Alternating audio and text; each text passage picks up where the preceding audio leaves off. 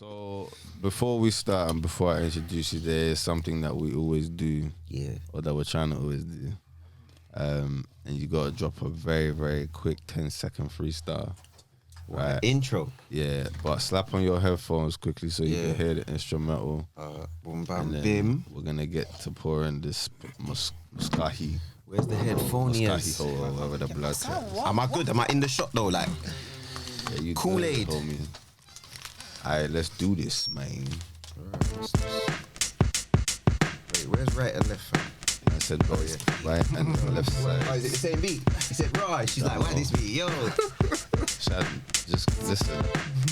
Hey, man, look. Hey, this time's cold. I feel like I'm in the booth, dog. Hey, let's go. Let me know, man. Alright, whenever you're ready, man. Yo. You get me? Said I'm running down. Man, I'm holding it down. Man, they ups and downs. I know. So they want to run round like they road runners and me. Take your time for the second, I am me. Jabby get aggy, then fling on the belly. I got ish on my mind, couple youths call me daddy. But I park that aside, couple marks on my kidney. I done 12 in the bin, now they think I'm all crazy. It's like dressed in blue and it's cream on the seats. I sound so fresh when I drop on the beat. Your girlfriend said she love melodies, so I gave her the beat. So we rolling around, ups and downs, unique and gifted, so really twisted, yeah. I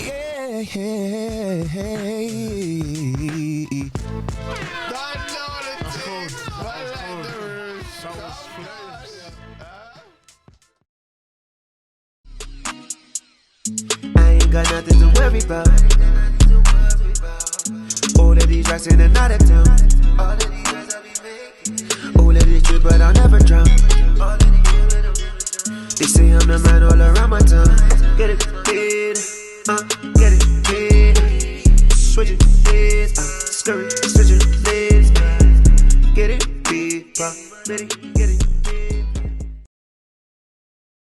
Let's get into this. Let's go. I need a juice, a liqueur. So, I'm gonna pop this for you in a second. Don't watch that. Ladies and gentlemen, this is the first time we're actually doing an introduction into a show. So I hope you lot appreciate. We've got a very special guest on the show for you today. Somebody that's I know personally. I've had the pleasure of working with an amazing artist, cold singer from North London, doing his thing all over the gaff. You know what I'm saying? Been on countless podcasts recently. Just doing his thing. Talking about deRouche. You know what I'm saying? What's going on, my brother? Come on, my guy. What's going on? In the building, man. What's going on? Thank you for joining us today. Obviously, you said you're thirsty and that, and I'm thirsty too, so I'm going to pour you a drink. Come on. And I'm going to step off mic. But as I step off mic, before we get into the interview, there's something I need to know. Yeah. Where does your name come from, bro? Everyone asks that. It's mad. My name, you know what it is? My name's not even Jerome with an M, you know? It's with an N. Like, it's different still, you get it? But it's like, my dad's Trinidadian, innit? So, and French a bit. So it's like, I think the deRouche thing comes from the Frenchy kind of side, you understand? So, but I like it though. It's Swayze, it's unique, it's different, but yeah, man. I like the Frenchy thing. So what countries do you hail from? From Trinidad and Jamaica, but I rep my Trini side more, cause you know everyone just love their Jamaican side. You get it, but yeah. I was just saying Jamaican. Where you from? Come on, yeah. He said yeah. Gunshot. He said yeah. Kingston, Montego Bay. Like my family's from Mandeville in Jamaica, and from in Trini we're from Port of Spain, and Grandy. Okay. You get me, man. Love the roti still. I know you lot love the roti. I love the curry goat as well, but man, love the roti. You get it? Yeah. Come on. Yeah. All right, cool. I'm gonna pour your drink, so I'm gonna hand it over to Ayo to ask you some questions. Come on, my guy. So yeah, man. I do my research. Come on. As I'm a journalist and that.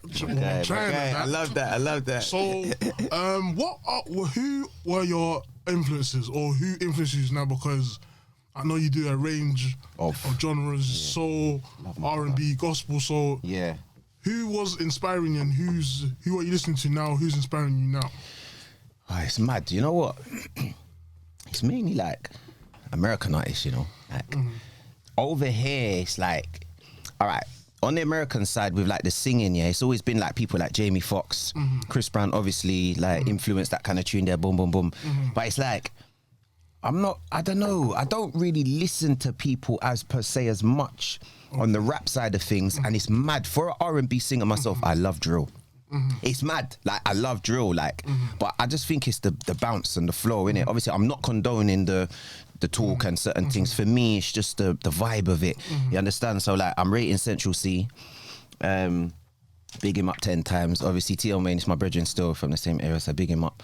So yeah, it's just more on that sense there. So it's like no one's influencing me other than myself. You get it? I like the vibe of other people, but they're not as much influencing me, bro. So you wouldn't say it's more 90s? Because when I listen to you, you had a 90s kind of sound. I was thinking about 90s straight away. Straight away. Bringing it back. Yeah. Bringing it back. No, I love that. So who from the 90s was really inspired your on the era of like Usher? Oh, Usher. Way back, but you see like their old songs and them kind of people. And who's the other? What's that other group called? Jodeci. Oh, Jodeci, Jodeci, SWV. Oh, that kind of, like Weak and all them tune there. And it's mad because the other day I was all in the bathroom doing up the facial and mud mask and singing them kind of songs. I thought, like, it's funny how those kind of songs come to my mind straight away first, as per se of the new kind of, you know. So yeah, man. So I saw your cover. Yeah. Wonderwall, smashed it. One of my favourite all-time songs. All-time. Yeah, thank you. Shout out Oasis. Yeah. Was you nervous in that? Because like, if anyone butchers that song, it's a bit peak. They might get counsel for that. They might get the career might get destroyed for that. So like, when you did it, was you that nervous then? Nah, you know what? I'm never nervous when I'm doing things, you know. Like, sometimes we're nervous, shaky inside, but I don't let it express out. You get it? But like, for me, the reason I did that is because the viewings would have gone up. It's marketing. Everything for me is about marketing and trying to expose myself in a way where, all right, cool. I could have done the Chris Brown influence, but we all know that.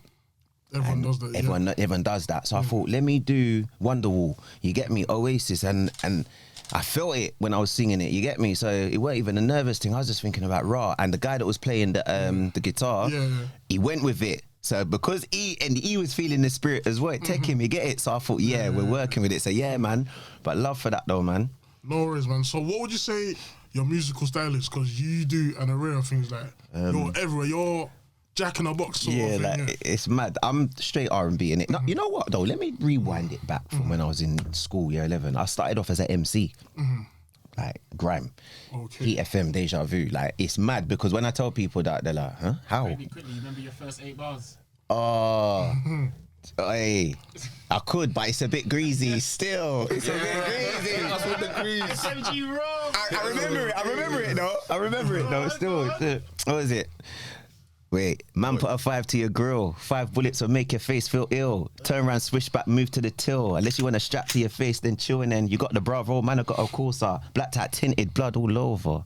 Yeah. Jeez. That was hella grease. It was a hella grease. For your first 8. First hella 8, you know. My first 8 was a moisture compared to that one there, fam. It was mad.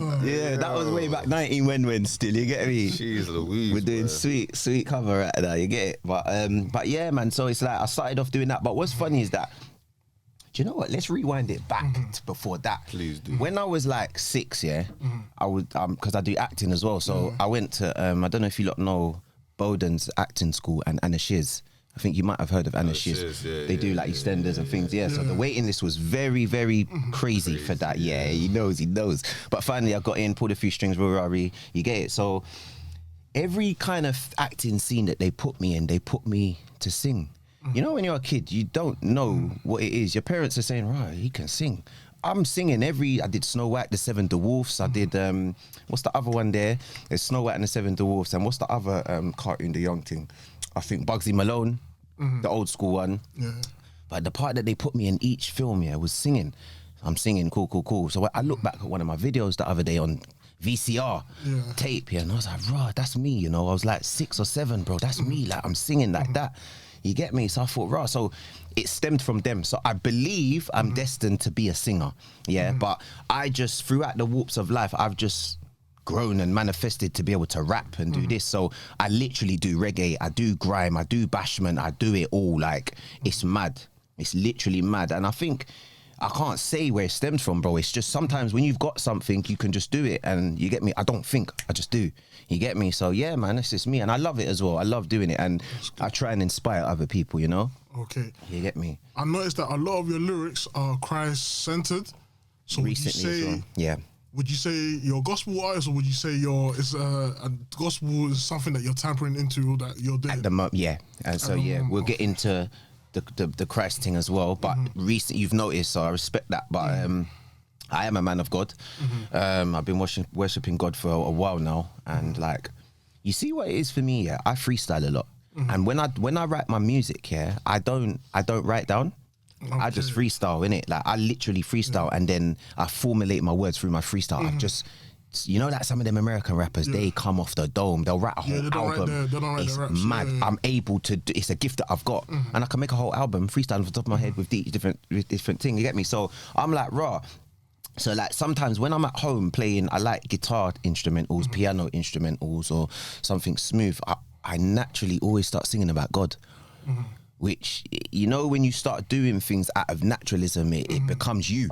It becomes you, and it touches me a lot more. Like when I pray every day, I pray 3 times a day, and like it touches me, bro. Like, and how I'm speaking to God, it's like at the moment, I'm swaying over to the thing what we don't want to talk about yet, but we'll talk because it's paramount. We're definitely gonna get into it. Yeah, it's paramount, but we'll leave it for now. But like you're saying with the music, of talking about Christ, it's a thing. For me, it's a thing. I take it very serious. So I wouldn't say I want to be a gospel artist, but I have joined the choir at my church now, and I love it there. They love me there. And the kind of singing that I make paramount at the church, as of opposed to when I do shows and all that, it's a different feeling.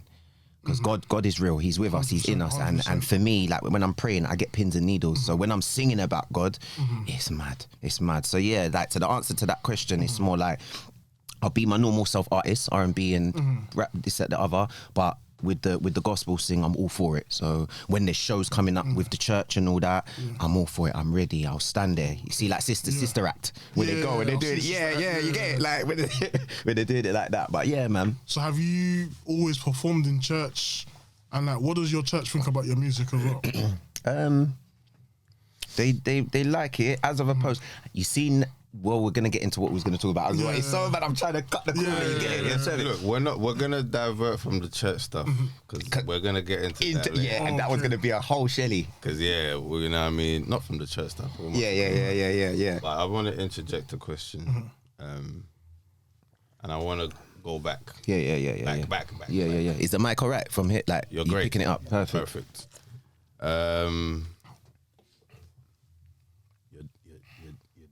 Your dad used to sing?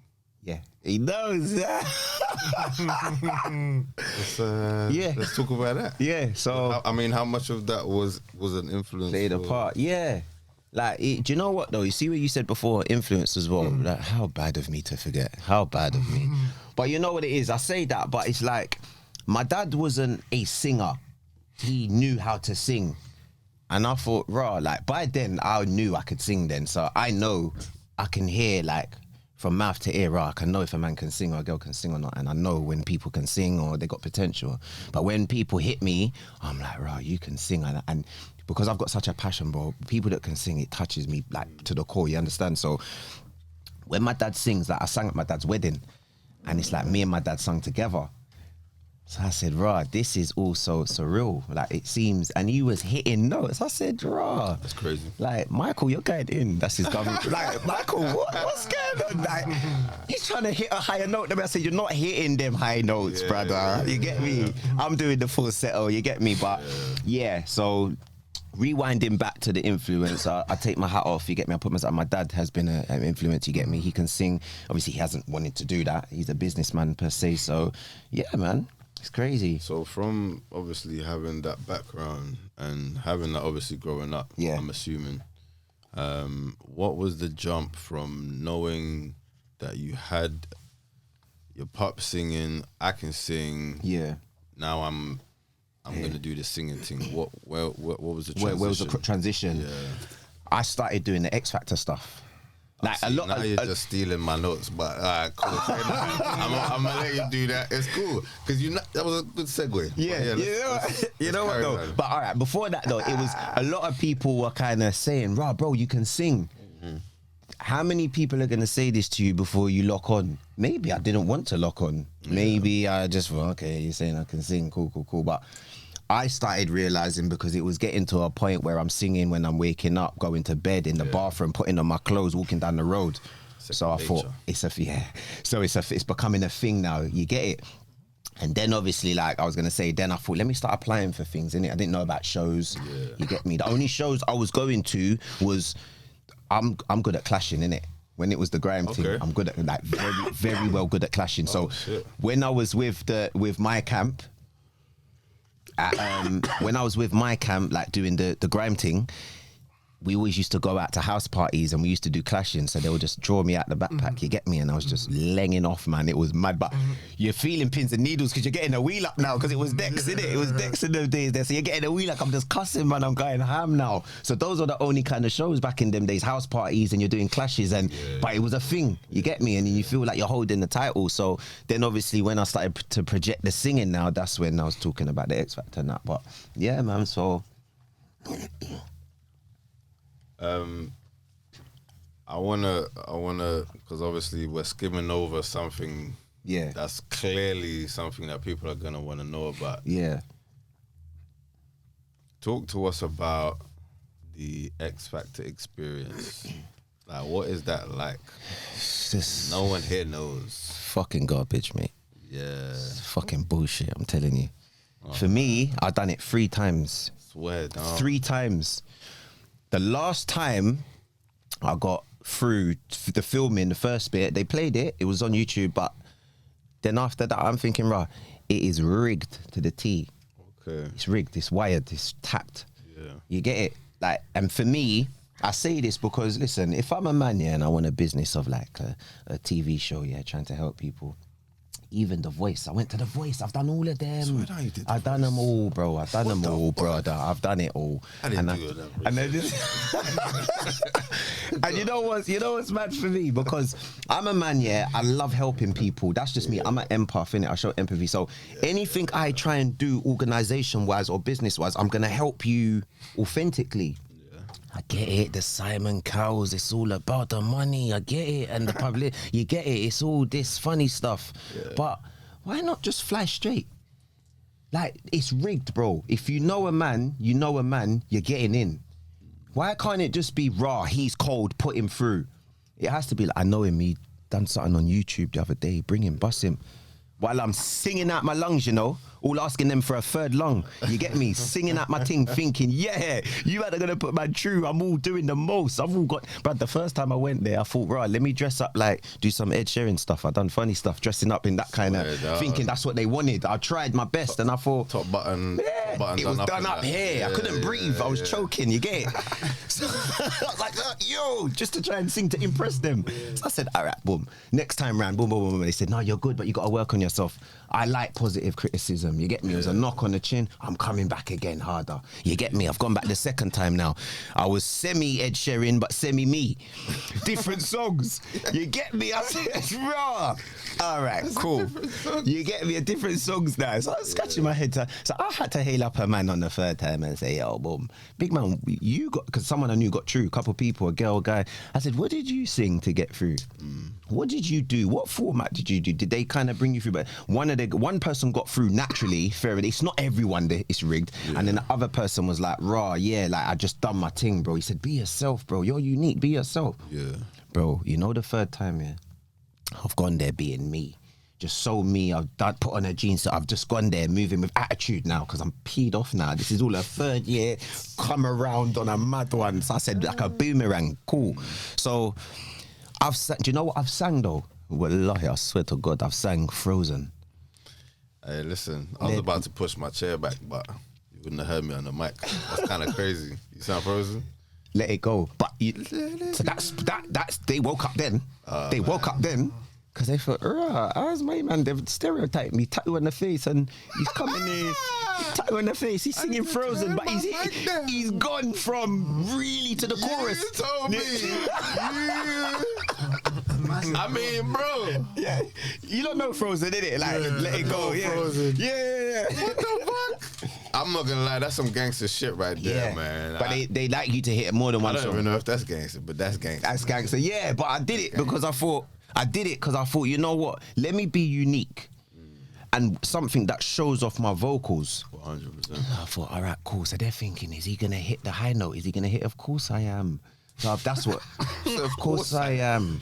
Because you know when people, not that they doubt, but they're thinking it's all like them Celine Dion songs and then Whitney Houston songs where it gets to that breaking point where you might collapse. You might collapse, yeah, but you got to just rev up. Yeah. Like, it's all about your posture. It's all about the build up and how you're singing. So I did it. So they said, have you got another song for us? So I said, yeah, cool. So I sang Beyonce, Drunk in Love. But I threw swagger on that one. So they was like, yeah, he's cold. So that was it. So I'd never do it again. Okay, I was going to ask you, would you do again. Reality kind of shit again? Never again. It's good for, not because of the ego, because of, it's good for publicity. Okay. Yeah, if you get him through, it's good for publicity. So for me, it's like, you know what, I've been there once, been there twice, 3 times. All right, cool, it's not working, but I know my worth. Yeah. A lot of people, it will crush their ego. And I try, and this is where I stay, because obviously within my job, bro, I know we'll get into that. I do with mentoring, innit? So one of my main key factors in my job, bro, is to help young people and young adults mentally. Sharing my experience and letting them know, like, you're going to get the word no thrown at you. And at times you need to take that word no and use that as empowerment and upliftment, because every time you hear the word no, you're going to go run home and cry. I weren't built like that, bro. You get me? We can't always say yes, yes, yes, because then where's the defaults? Where's the downsides, the negative? We need some down flaws. We've all got our down flaws, you get me? We need to work and build on them and manifest and grow. So that's it. But X Factor, no. Britain's Got Talent, no. I mean, yeah, fuck with that shit. I'm not even gonna lie. Them things there, like, I'm not gonna lie, like, I get obviously why you did it, because I know a lot of other people that's done it, and people used to talk some shit and be like, yeah, you know, go on X Factor. Yeah. And I was like, look, man, that's a waste of time. Like, they probably already know exactly who they want to fucking bring through, and yeah. You know what I mean? Alright, you got any questions over there? So obviously, you kind of said you do other things. So I know you do motivational speaking. Yeah. You design clothes. Yeah. What made you get into doing those two things? The clothing thing, I just feel like I've had a fashion essence since my mum's womb, and it's that deep, because it's like, when I was looking back at some of my baby pictures the other day, I was like, rah, like, and I think obviously that's not stemmed from me, it's stemmed from my mum and my dad, innit, because they got style in it. So I'm thinking, rah, like, even on my christening, I was wearing a sailor suit from head to toe. I said, rah, that's looking shabby, isn't it? Yeah, you know, like that. Like, but it's like every time, like, then when I started going to school, like non-uniform days, I knew what I wanted to do. Like, I knew, but on non-uniform day, we always want to dress to impress, because it's non-uniform day, innit? Like, we want to. Laws on. How you mean? Oh, you know. And the TN hats and the TNs on the trainers, but yeah, you have to go home and wipe them after with a baby wipe, because you have to put them back in the box, and you get me? But it's like, the girls are like, yeah, cool, yeah. But save bear crips. Yeah, you know, like that. But for me, the fashion thing, like, I think I've been embedded in it. Like, I really love fashion. Like, I like being a fashion stylist, a connoisseur, personal shopping for people. Like, I put a lot of dedication into it, and you always know in life, like, you know, when like sometimes you put a lot of effort into something, it's clearly you like doing it, innit? So it's like, sometimes we need to put a lot of work into things that are mandatory, which is hard in life. Like, all right, cool. Waking up every day and going to work, you're 9 to 5, like, it's you've got to make your money. It's mandatory, or you're going to be broke. You're not going to be able to pay your bills. But what I try and tell people is this: it's not about motivation, it's about having a purpose. When you have a purpose in life, the motivation is going to come naturally. 100%. When you wake up every morning, you brush your teeth, right? you wash your skin. It's mandatory. But when you go to work every day, the purpose and the end goal is to make your money, to pay your bills. So you getting up, going to work, bro, the motivation's there, but what's your purpose in life? Always keep that in your mind. What is your purpose? And purpose to me equals end goal. And then you'll be okay. So for me, I love doing those kind of things there, and the fashion is just, I love it. I just love it. So once again, it just came naturally, bro. When you keep doing something consecutively and consistency, all what's going to happen is it's like Rome wasn't built in a day, but the ark got built in the end, innit, as well. And with Noah's Ark, it got built in the end. But he just kept on playing with it. And it's like with me, but you get so coerced in it and you love doing it so much, you don't realise, like, I'm really on this fashion thing, you get me? So I do the jackets, I customise, and I thrive off it, man. And it makes me happy. That's the main thing. It makes me happy. Where can people get your clothing? Because your clothing's hard still. Thank you very much. I appreciate it. Yeah. I'll join forces with you, like, still. Yeah. Especially them leather jackets, fam. Thank you, man. Thank you. Boy. You say you want a leather jacket? Yeah. I bust him still, yeah. Come on, man. Yeah, I'll bust you. Yeah. Yeah. Getting all the girls over there, but I want to go back to this fashion shit. Okay. Because that was one of my questions. All right. Obviously, you're a custom clothes designer. Yeah. And you make logos as well. And you're into the graphics and shit. Yeah, web pages as well. Speak about that. Like, is that something that you did is that something you studied, or is that something that you've always been into? Like? Do you know what? Do you know when I started doing that? Do you know what? The word, like, I've got a slogan that I make up slogans as well. Like literally every day I'm making up slogans. Which you really are. Jack of the Bugs. I really, you know what it is though? It just comes off the top of my head. So everything's about creativity. It's about the mind. So I call myself the creative creator that creates creations. Cool, blimey. The creative creator that creates creations. Yeah, because I'm a creative By the creator. way, guys, it's already trademarked and copyrighted by Jab deRouche over here. So just peek. Yeah, so it's like everything just, I can kind of just think of things like off the top of my head. And it's like, I make it work, bro. And that is it's another thing, like, don't ever doubt yourself, because I'll tell you this, it takes 5 seconds, quickly just going to talk about the conscious mind and the subconscious mind, It takes 5 seconds to go from the conscious mind to then absorb down into the subconscious mind where it sits. And if you let it go past those 5 seconds, bro, you're going to start overthinking. Then you start doubting. Just go for it, bro. If it doesn't work, it doesn't work, but at least you've tried. Don't look for outside external validation. It's all from within. So when it comes to the things like the logos and that, it is still all stemming down to the fashion, the singing, everything's creative. I try and do everything. That's why, like, today I said, like, let me do the entrance. It's a difference. I want it to build for not just me, for the both of us. It's an enlightenment, you know, 100%. and it lifts everybody. So it's a difference, and I like to be different. So with the logos, I went to jail. So it's just taking all my punchlines. Sorry. That's cool. It's cool. What I'm not gonna do is talk about the jail sentence until Big Man says. But no, we can talk. We're in it now. It's gonna be stupid if I bring it back up. Like, so let's go back to the jail situation. So yeah. Alright, cool. So yeah, like, obviously I went to jail 2009. And like, you see with me, talk about what you did. We don't have to talk about it. like, you see what it is for me, I'm a man that tries to utilize everything I do. Like the weapons and the strengths. Like every I was just playing games. Man. I was playing games. You get me? Time for that, boy. You get me? You getting extra time. You get it? Extra time and shit. But nah, man, like, obviously being in jail, like, I got 2 years in it. So I thought, you know what? I just think, bro, I use it all as fuel. People think, right, he's gone to jail. How's he gonna cope? Bro, the biggest man in there was bawling. He was shedding tears, bro. He was wham. He was wedge. I was scared of him. He was looking like Rocky Balboa. I've come in there with my small little self. I'm singing to the wardens, the female wardens. I'm singing to them. I said cream and panties, you know. You get me? But they can't get too close to man. They can't get close because it's not allowed. But I'm just being my natural self. It's not allowed. It's not allowed. Cream and panties and that. Behind the walls and that. What you say, Shad? You know this.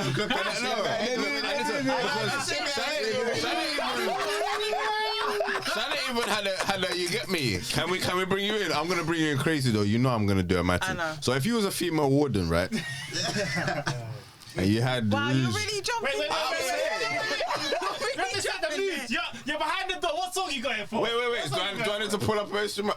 You don't want to hear it though, but I'm gonna do it anyway. You lot carry on, Mally. What song you going for? What song you going for? It's all Jodeci type beats. Jodeci type beats. Instrumentals and that kind of. You have to paint a picture, Shania. You're walking down the landing. Yeah. I'm like, you got to bust the door, to go on the window. Yeah. This started to Yeah. But I'm like, rah, I need to come out and make a phone call, Miss Lady. You get it, like, and she's jiggling her keys. What would you do? I'm gonna go get a male guard. Yeah. Did you not hear that, blood? What was that disrespect, blood? Says she's gonna go get a male guard, fam. Listen. Oh shit, is that playing out loud? What happened to the Bluetooth? Anyway, funny, but yeah, so. Yeah, no, I hear that. You know what I'm saying? But yeah, carry on. Obviously, back to that scenario, like I said, like the creative. I'm sorry. Can I just? How's your drink? It is nice. I'm kind of. You need to top up, innit? You keep talking. I'm gonna give you that. Yeah, I love him, you know. I love him. Just make sure. So it's like for me, the creative side. You see, when it comes to the creative side, like I said, like the logos and that, like. I made sure, obviously, like I made friends in there. I was a cool kid in there. You get me? I'm trying to ride my bird as easy as possible. I'm not a bad boy. I don't do the bad boy stuff. Why? I don't need to be getting into beef. How long was you in there for? Got 2 years, but I done a year. Okay. 12 months straight. It was alright. I got myself a job in there. It was alright. You get it? Like, it was alright because like you get me? It was a stress. So I went to education. I went to the college in there. I'm a barber as well. Oh, so, fam! You do everything, fam. Wait. I'm not speaking about the barber, but I'm not even going to the barbering thing. No. But yeah, so obviously I went in there to do an arts and craft course. Thank you very much, bro. I went and done arts and crafts, so that entwined, and web page designing because I build websites as well. So that entwines the logos and the web pages and things like that. And I got creative with it. Before I knew it, like I passed. So then I thought, you see, with me, people won't know what you do until you put yourself out there. So I always put myself out there with my music innit, and my filming and that. You never know who's watching. Like I'll just keep going, keep feeding. I don't care about the likes. I don't care about the views. For every one person that doesn't like it, there's 10 people that do like it. You get me? Like 100%. The horizon is bigger than North London. You get me? We've got Edinburgh, Newcastle. I'm trying to branch out, use my mindset. So in college, after that, when I come out now, I was like, let me just start making logos for myself and putting them out and see if people like it. So I done one for my auntie. She liked it. She promoted it. Then it was my word of mouth. So then I done someone for someone else, and it just started building. So I don't make that a thing. I just do it on a side thing there, but it's multiple streams of income. You get me? So, and I'm always for it. I'm always for multiple streams of income. I've tried to do businesses, it's failed, it's collapsed. I've done the trading, it's failed, it's collapsed. Made money, took it out. But I'm not fuck trading. I'm with it. But it's like I can't unless you try. You get me? Too many people worry about too many people, if it makes sense. Too many people worry about too many people and their opinions. And I was going to touch on a lot of people like fabricate themselves and change their identity to suit the narrative of other people and social media. Why not be the person that God created, bro? Like, it's beyond me. And then it makes someone like me think, right, I'm being my natural, authentic self. Am I doing the right thing here? But I am. I'm God's creation. We're all God's creations. He loves us all. Why are you changing yourself? It makes no sense to me, but that lets me know that you're not at peace with yourself. You're not at one with yourself. You're not whole. And we'll get into, obviously, after, like, I've been broken down, bro, through relationships, through friends, to the point of wanting to commit suicide, bro. That's the realness. I suffer with mental health. But you know what I do? I turn every situation into a positive, bro. Yeah, I was close to taking my life, but you know what I said? I've got kids. I've got a mum and dad. Yeah, and I thought to myself, bro, you're too talented for this. But so what that is you're allowing outside entities to get to you. Why? When half of these entities are probably rating you, but while in their mind they're rating you, but they can't express it. So I try my hardest to try and comfort people, to love people, even the people that try to take my life, bro. I try because I'm built a different way. But then when you step out of the box and you step out of your comfort zone and you do different stuff, people look at you weird. And a weak-minded person will take that in. Don't take it in. It's not that you're weird. It's that you're special. You're different. We're all special in our own way. So yeah, that's where we're at, bro. So let's get into your acting. Seen the trailer for Monique the Investor. Coming out next week. Yeah. So explain to us what's that about. What role you playing and how people can watch the acts and stuff. So there's a guy called Monquer. He's like a comedian, very, very good. You see, with me, what it is with me, like my people skills are very, very good. Like I'm a people person. Like I make friends. Like literally, I come from Oxford Street to Dave to here. Like as you know. You came straight from Oxford Street. Straight from Oxford Street. Nigga was over there spending money. You get me? So it's like. Bro, I was there from like 3, 4 and I just left, and from like 9 I was like, right, what was I doing? But I was making friends, bro. It's just me. I'm that guy. You get me? So same thing happened with Monquer, the comedian. I messaged him, bro, like I'm a trier, innit? If you don't try, don't ever put anyone on a pedestal, bro, innit? We're all the same. It's just that everyone's got different criterias and they're in a league of their own. So I thought, I like what he's doing. Let me message him. You see in life, it's not what you say, it's how you say it. Remember that. It's not what you say, it's how you say it. Yeah? Try not to play Mr. Big Shot because you don't know who's in the room, who may help you. So that's why I humble myself. And a man with manners and respect is just the please and the thank yous and how you doing and complimenting people. That's how you stand out. You don't stand out by stepping in the room wearing the Gucci and all of that. Only a small-minded. It's only the small-minded person that would think that would win. And anyone on that frequency will run with that. But me, I'm coming in as a gentleman, a man, a businessman with a plan. And you get me, big man, I like what you're doing, you know. I could learn a thing or few from you. You get me? They like that because it feeds their ego. But it's not just that it's feeding their ego, bro. It's that by within 10 seconds, I've lured them in. So they're telling me they're a whole charade now. So I'm picking pieces. I'm all right, cool, let's work now. You get me? By then, you ain't got a chance to say no, bro. I've roped you in. Fishing rod, bow. You get me? So for me, I did that with Monts. Great guy, fantastic guy. But it was the message that I sent him in DMs. I was thinking he might not see it. He's got acres of DMs, but it's what I said which made him reach out to me. So God bless, bro, because it's like, for me, he's doing big things and I caught him at the right time. And he's already told me, like, a lot of people have reached out. He's given them chances. They've let him down. So he said, like, Jab, there's something different about you. And I said, bro, like, I'm just being me. And like I said to you before, the more unique and authentic you are as a person who God created you to be, people have, it's like, people are starstruck, you understand? So he said to me, look, listen, I'm not going to penalise you for other people's mistakes because he's turned away a lot of people and he's got a lot of people backing him and blah, blah, blah. He can't let them down, but people are letting him down. So, you know, after a while, like when you say to your child, stop doing this and you want to give them pocket money and after a while, I'm going to do it again.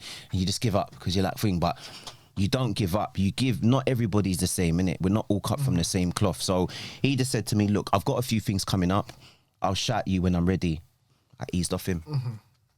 Some people like that. They don't want you to be hounding them. I dropped him a 1-2 message now and then. He liked that, the keenness. Then he phoned me one day and he said, look, listen, boom, boom, boom. I got a few things coming up that are quite big. I want you involved, bro, innit? Like your charisma, your energy, your banter, but I want to push your singing. So we're going to try and slot you in where your singing can get involved and you can do your character stuff. You get me? So I appreciate that. So he's got a fundraising coming up, working with Mercy Relief. Big them up for the less fortunate. I'm all for it. He's got his investors. So he wanted to do like a kind of Dragon's Den style kind of thing. So I thought, different people, different walks, different lifestyles, characteristics. I thought, all right, cool, this is right up my street. So he said, yep, 2-day run-ins, obviously, boom, boom, boom, being paid, cool. It's not about the money for me. It's just the publicity and the enjoyment out of it, like I said. So I went down there and I was like, like, it was really happening. Camera crew was there and I was like, oh my God. And then he said to me, he didn't even let me know it was going to be premiered so it's premiered the 14th, the 15th, 16th. So that's London, Birmingham and Manchester, a big premiere. So I'm like, raw, like this is really happening. Like this is crazy. So sometimes you don't deep it until you're there in the flesh. So like when I go to the premiere, it's like I think it will hit me more. And I think, raw, but you just soak it all in, bro. So like I give him praise to that, man. Like I phoned him the other day and I sent him a message saying, look, bro, I'm so like grateful. Gratitude is a must. Every single day we show gratefulness and gratitude, because waking up every day is a blessing in itself, bro. Yeah, and I nearly lost my life acres of time, so I just thank the Lord, you know. So for me, bro, I tell people, yeah, it's not hard to send someone a message. We go on Instagram, we go on Snapchat, we go on WhatsApp. How many times a day? At least 100 times a day. Yeah, if that. But not a lot of people want to send someone a message. How you doing? How's your day going? Hope you're okay. Keep your head up. I do it. Even to the worstest of people that are around me that I know or was around me. Because it's just something, I believe I've been given a gift to help people, to nurture people, to love people. You don't know what's going on behind closed doors with everyone. Yeah? We all go through shit. I have my down days. I'm on a very, very good path right now. And I woke up yesterday morning with tears in my eyes out of joyness, because even my partner left me. 8 months, it's been like 8 months now. What's going on? I need to check in. Yeah. Roger, yeah. What the fuck's going on? Can we talk about that? Can we talk about that? Is it too soon?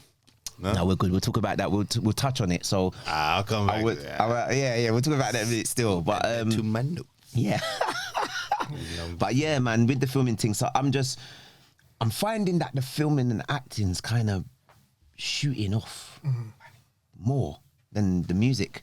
But then I may be wrong, because remember, when you're inside it, I use it, this is funny, like I use it as an example, like when you're in the Dutchie pot, yeah, and you're cooking yourself up, you get me?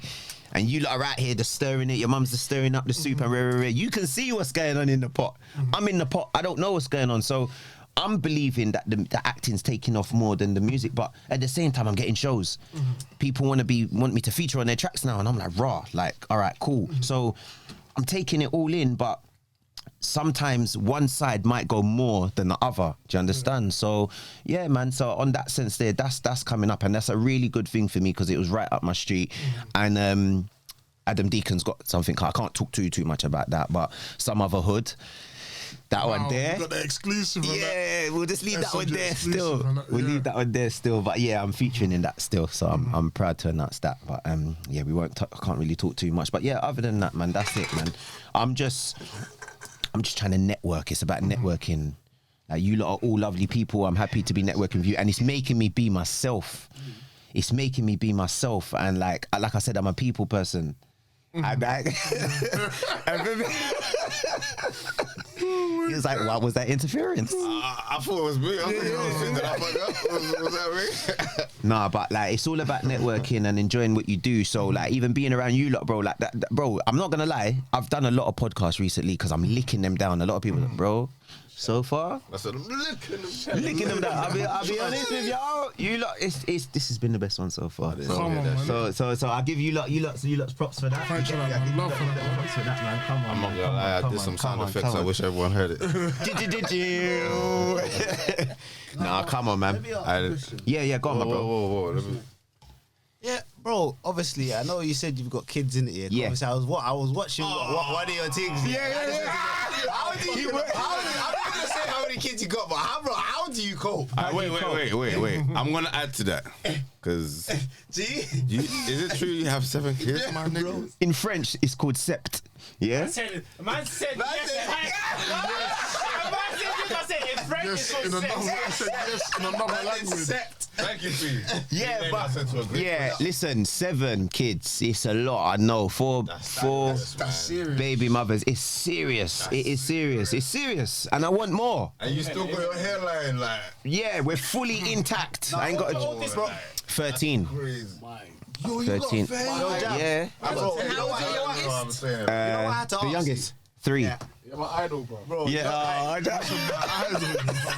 jump. You know what I had to ask you is because obviously, like in this generation, that like let's say my parents, like my mom, she had like 8. She had 8. My dad. Yeah, like a lot. No. She had 7 other brothers and sisters. Yeah. He's like, no.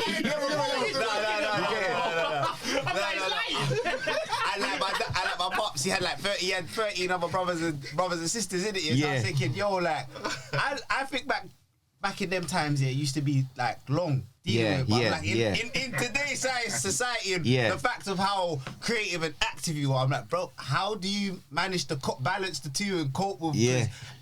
Man, know already the type of stress that can come with it. You get it. So it's a lot to deal with. Do you know what I do? Yeah, for me, obviously, I haven't got them all. Well, one thing that I all wanted to do, I said to myself, and I will do it because I manifest and I do. When I say I'm going to do something, I do it. I want to get all of them.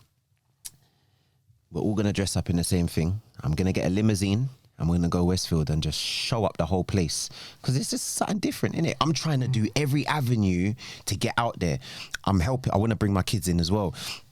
But when it comes to finances, when it comes to... It is hard. Yes. I'm not going to sit here and lie and say it's not hard. But I do what I can do. I'm a great father. I love my kids to bits. And the most I have of them together is probably 3, innit? Like, I've never had all 7 together, innit? I'm waiting for that day to come. You get me? 7's a lot. But that's a lot, man. That's a mini cab, I like. How am I getting around? What would I do? Yeah, how am I getting around? That's a mini cab, a 7-seater. You have to just go barbecue. Yo, outside. So I said, yo, you gotta rent the Airbnb, just go away from the beach. Like, we're just head down, like. Just go straight via Airbnb and that. How many boys, how many girls? So I've got 2 girls and 4 boys. That's amazing. Yeah. One of my daughters is born on the same day as me. That's flipping amazing. So it's mad. I'm like, raw. And it's like their characteristics are all like me as well. Yeah. They're just jumpy, and I love that. I love it. I do love it, man. You get me? And it's just, we're getting older. Well, I'm getting older. I'm not going to expose the age, but I'm getting older. But shit, man, we are getting older. I know. And you know what? I try and tell people, man, just live your life, man. Just live your life. You get me? Live your life like it's golden. She's sipping from the fountain of youth over there. She's like, I'm not in no box with you. I'm not in no box. A-box, not You're in A-box, our bracket. I'm in my box. She's in her box. Listen, I wanna. We're gonna do a part of the show now, where now I did say I was gonna credit you on this. I'm gonna credit you, okay, Mr. deRouche. Yes. This is your game that you invented. Okay. In this show. Okay. Yeah. Okay. And with all due respect, we're gonna license the game off of you because we're gonna use it with like every artist that. No, that's good. And bro, you see me, I've got a million of things to come. But you always be credited for this. That's fine, but you see, it will work. Come on. I know you don't smoke, but you're part of smoke gang. Say that. SMG. You know SMG. So this is how the game's gonna go. I'm gonna play an instrumental. Yeah. You playing this? Not the same one? Nah. All right, different one. He's picked it. I mean, I heard you say something about Jodeci. Or anything. Listen, you could pick instrumentals on any scale, bro. I'm gonna play some Jodeci. I'm gonna play a Jodeci instrumental. Okay. So how this game's gonna work is, I only came up with 10 words because, you know what I'm saying, I didn't want to just say some random shit. Yeah. You can rap. You can drill the blood clot out of the wall if you want. Yeah. You can sing. I'm sorry, no disrespect to no drill artists. But yeah, you can do whatever you want to do. We're going to play this instrumental. Yeah. I'm going to flash some words at you. Yeah. Oh, shit. I beg you unlock this one. I had it unlocked for so long, fam, and... okay. Technology on that, yeah. I don't do that yet. Alright, cool. Bio, yeah. Alright, cool. So I'm gonna show you a word. Are you gonna? You think it's better for you to say it, or I'm not gonna say it because if I say it, yeah, you're right.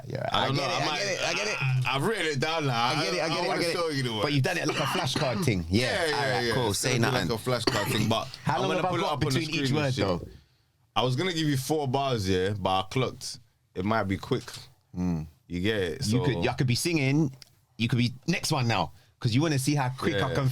I'm just gonna do it like that. It's gonna be between 4 and 8 bars. All right, but cool. You don't have to go as soon as you see the word, but that's your cue for that. All right, cool. Shit. Yeah. Pull up this brightness. What? The instrumental's gone to the thing and. Yeah, we got Bluetooth now, baby. I'm gonna play this instrumental. Yeah. You hear that shit? I can't. Oh yeah, I'll turn down your shit. Oh, that's not even your shit. Yo. You hear that shit? Yeah. Alright, cool. We're gonna go. Listen, this is some smooth, sexy shit, man. Y'all girls better relax. Come on. Wetting up them panties. Nah, I'm joking. I'm playing games. Alright, cool. This is your first word. Let's go. I'm a playboy, baby. I'm so wavy. Why you acting so shady? Yeah. I need a woman in my life that does me right. And you're smoking ganja is to offer me. Yeah. I need some rum in my system. Yeah. Ooh, yeah. I gotta lock my iPhone so no women can tap in. Baby, you know I am versatile and I can rap too. Yo, baby, you're so bougie and wavy.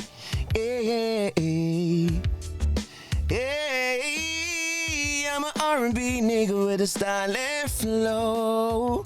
Don't you know? Yeah, yeah. Woo! We say we lit you the whole 10. You did that. You did that with ease. With ease. I should have given you 20 words. Yeah. But it's cool.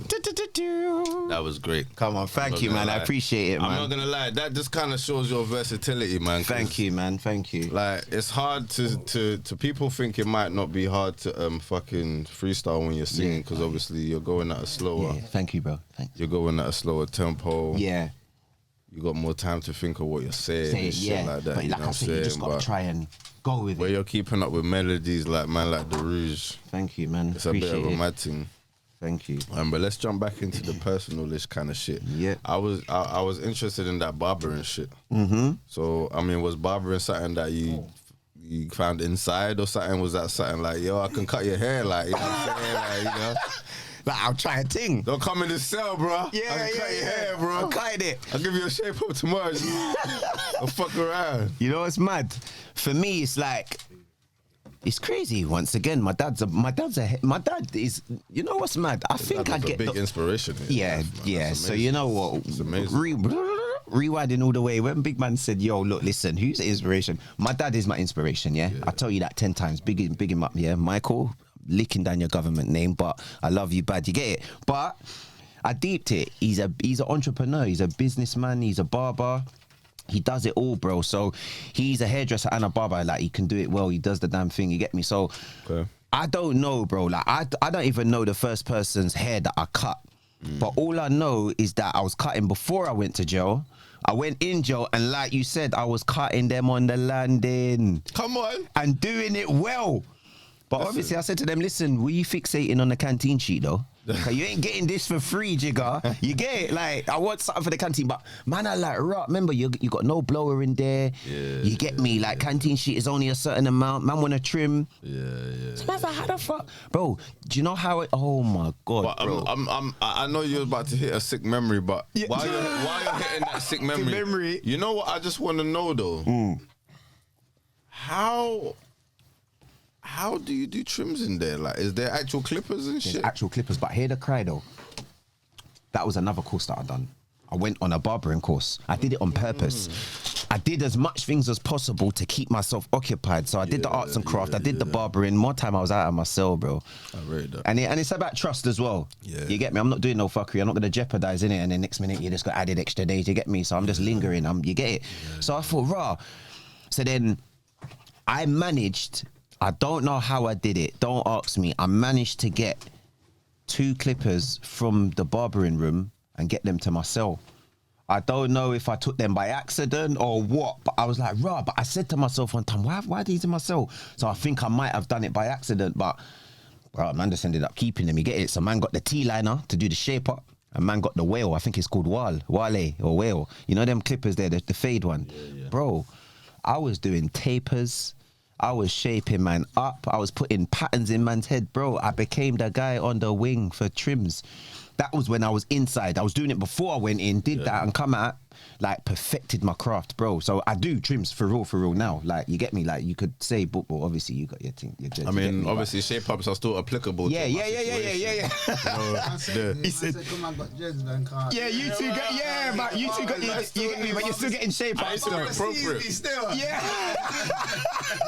Shan doesn't like looking at us scruffy niggas all the time. Yeah. You know what I'm saying? Sometimes. Don't give Shan something good to look at. Yeah, I'm saying. You get it? Like, fam, like. Sometimes give her something to appraight when she come around here like, I'm saying, I'm playing games. No, I'm not playing games. I know you're not playing. I ain't playing. Is your cup empty? Cause it looks cup. So boom. I want to get into something else. Yeah. Because obviously we were talking about you being a creative. And we know how much of a creative you are with the music, with the fashion, with the designs, all of that shit. And with the acting, right? Yeah.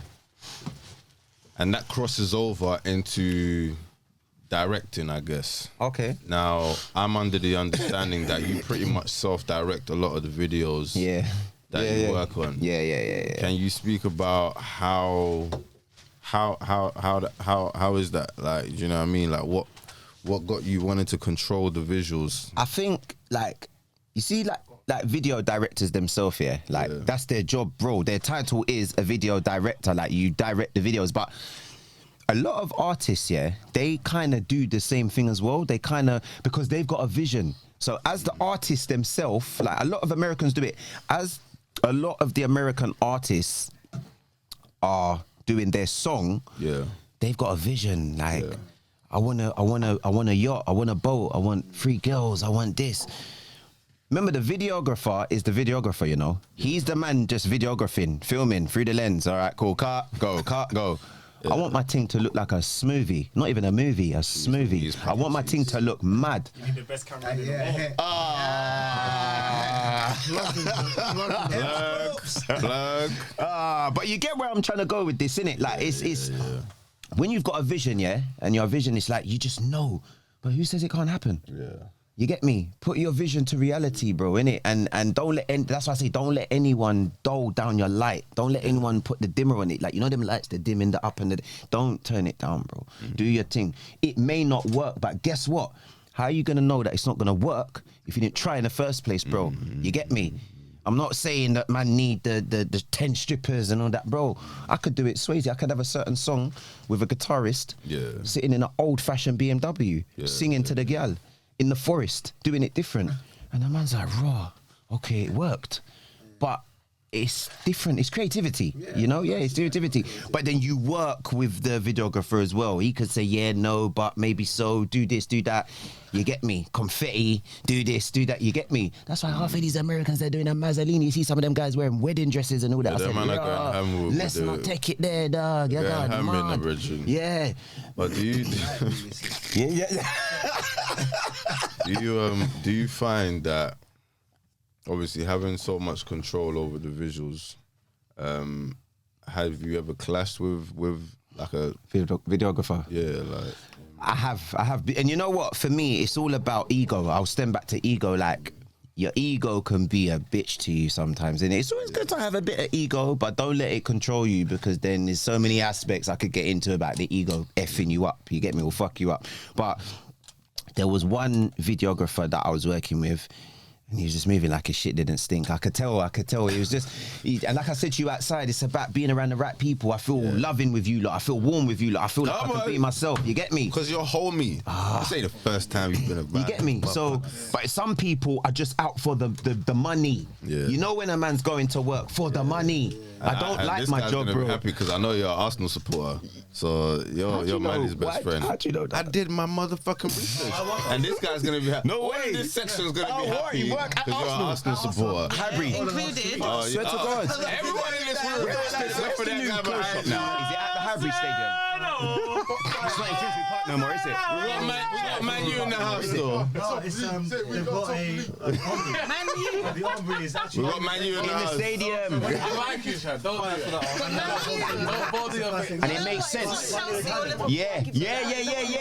The cannon that side. When you see the cannon, Yeah. keep going and the army's right there. And it makes sense. It's all in-house now, innit? Yeah, it makes sense. No, go on. Oh yeah, I just wanted to throw that. Yeah, sick. Yeah, one of my managers. That's beside. That's Is it? beside Yeah, the you're nice besides- then. Yeah, take it. Why not? Come on. You got some shit for me? I was like, why not? I'm getting it for free. That's cool.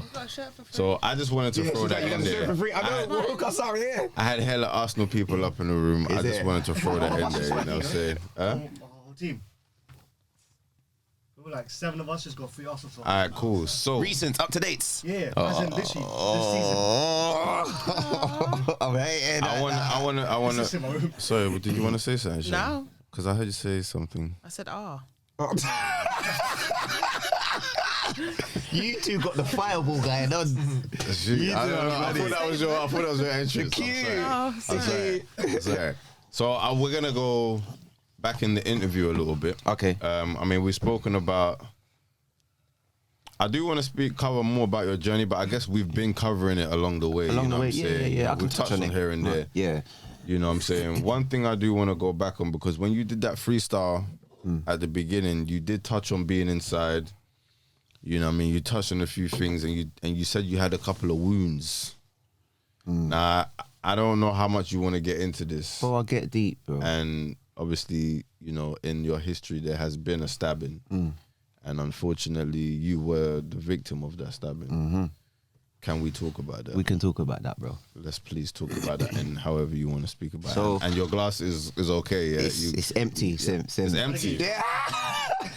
So, like, for me, yeah, it's like, obviously, all right, so we've got gang violence, we've got the whole, I was young, I was in my 20s, innit?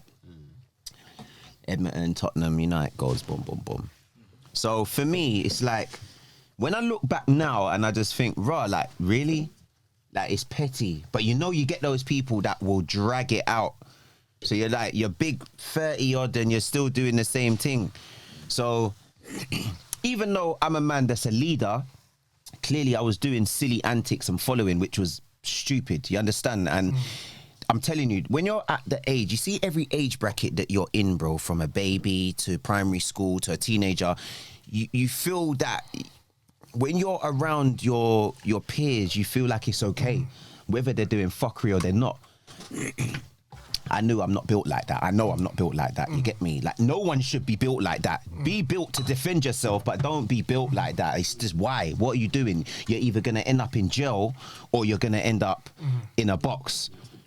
I ended up in jail and nearly in a box. For why? Why? I've learned my lesson. You understand?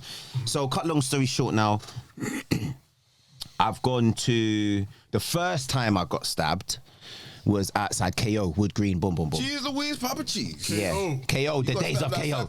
Yeah, outside KO, it was a whole shenanigan. That's crazy. So, Next to the KFC, innit? yeah, big KO. you You know the day, That's my spot. I know that's your spot. It's a Bulgarian club now, isn't it? he preed. So, Predators. Hey, disclaimer, man, don't do this. What's your age limit? No, I'm joking. Episode 3. Catch it, baby. I'm joking. Yeah, let's go. What was you saying? KO. KO. So Yeah, how much so it was blood like, was on the floor for it was real, a whole like? Friday thing. Like, it was like Did they stab Friday. you once? Bro, well, I'm going to tell you the numbers. What did I miss? We're talking about stabbings now, my situation. So, like, that day, I remember that day I went shopping, Wood Green, got the whole drip. Yes. Mad, cool. So, and that week I bought a new car. Wow. Okay. Audi just come out now, blue. Cheese I said, Louise, yeah, Papa Cheese. Yeah, that got corralled as well, by the way. Cool, The car got laced. Cool, blimey. So, boom, you see when you're going to a rave, like, Selling that address. and you got your jacket, yeah.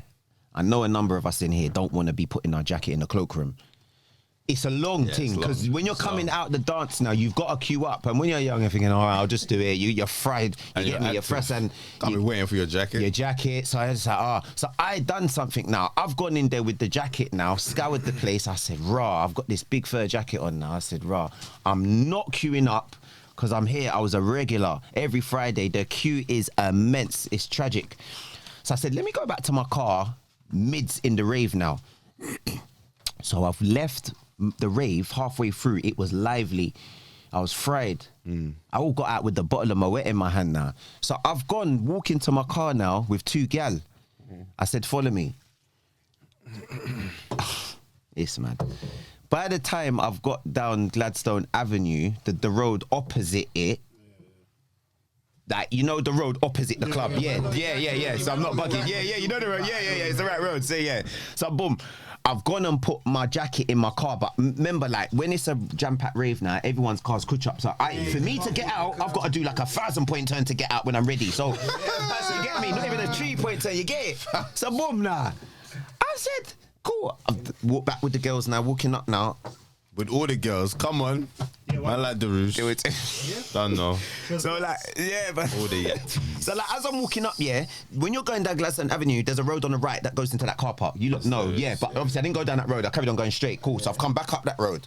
So as I've like, obviously I'm coming up the road. The road's here. There's a road there. So I said, I've seen about 5 men with balaclavas on, looking like Batman. So I said, I've looked behind me and said, who are they running after? Because then no one's running. Your automatic reaction is to move like Usain Bolt.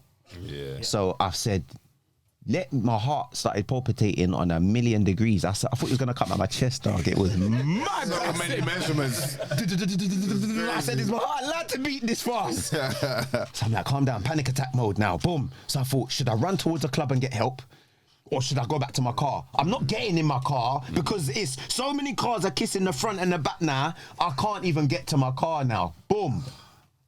Bro, I've ran. Before I know it, bro, I felt something hit over my head. I was out now.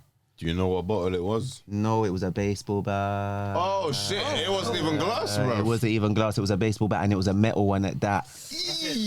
Dong. So I said, I was out now. I've got asthma as well, by the way. I've got brutal asthma. Okay. But I still did 100 meters when I was in primary school, though. And I won. Come on, I still won, still. You get it? All 100-meter winners. But obviously, as we get older, we start to just deteriorate. I think I might can do 100 meters. Yeah.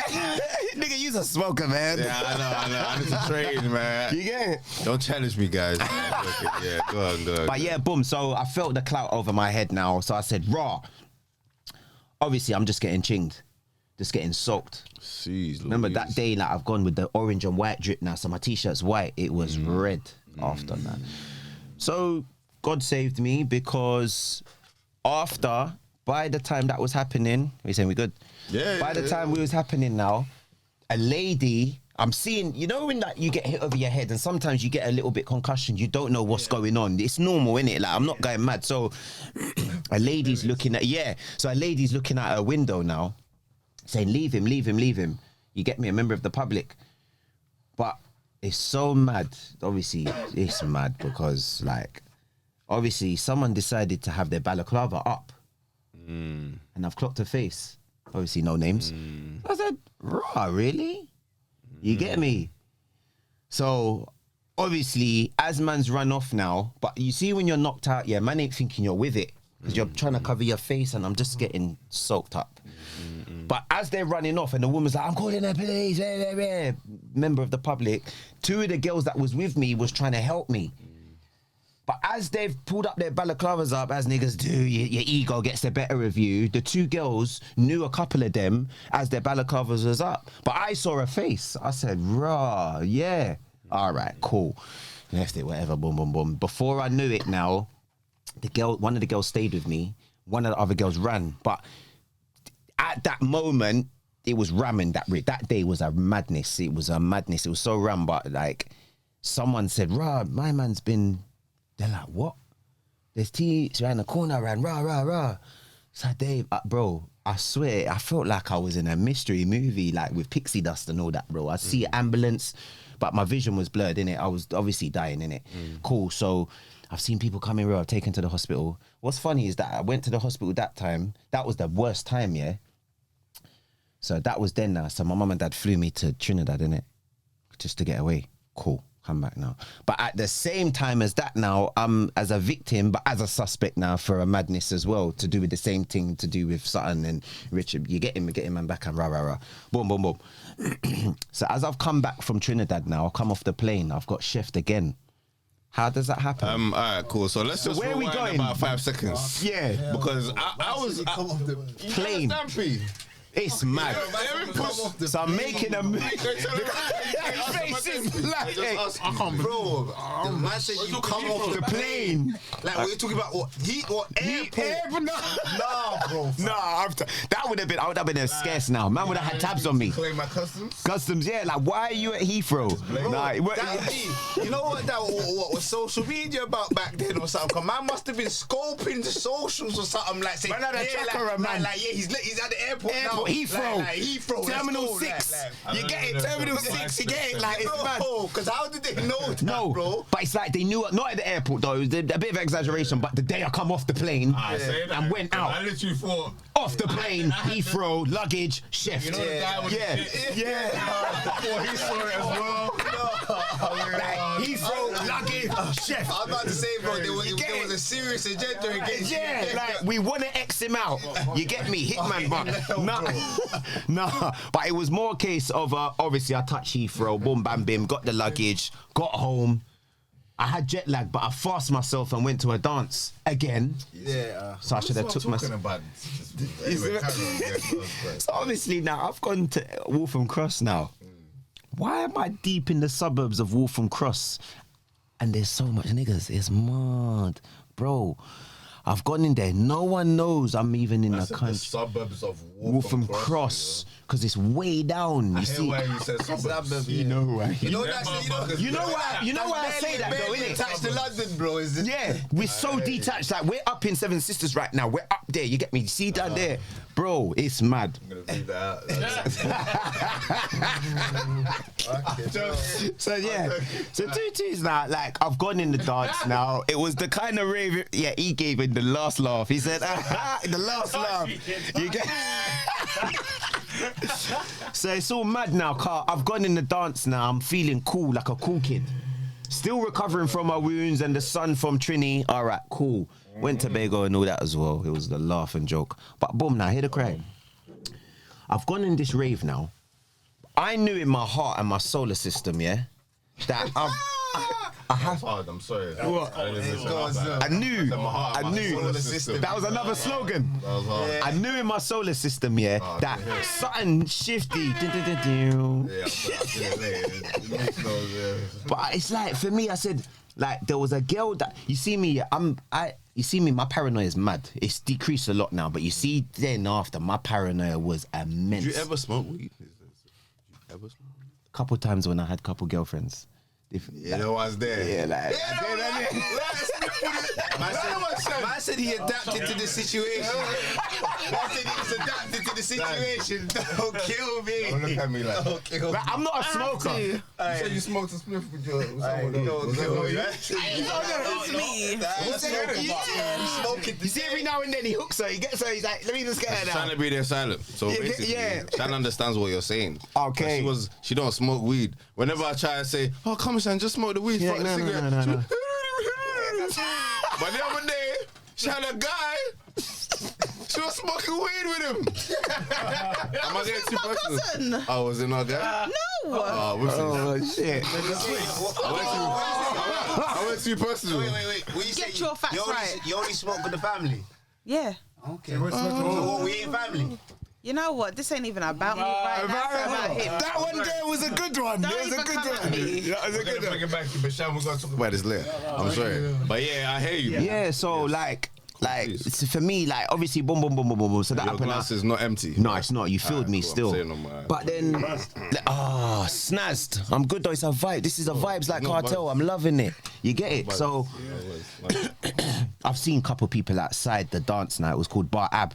And by the way, the place got closed down because of my situation. So now I thought I was a little bit more famous. I was like, real, they executed the whole rave because of me. All right, cool. So a couple of people was looking at me, yeah. And I said, "Raw, like you're looking at me a bit too heavy. Like your eyes are on me longer than 2 seconds. Why? Cool. You can look at me, look at the drip, but then turn away now. You're doing too much funny stuff, and I'm paranoid now, brother. Someone whispered in my ear, "Look up the road in the mist. I'm seeing the color purple." I said, "Raw, brother, it was like Spartans versus the Vikings. It was mad." You see, by the time I said to the security guard, "Big man, a saga is about to happen in about 20 seconds. get me out of here now, immediately. I'm my mother's brother.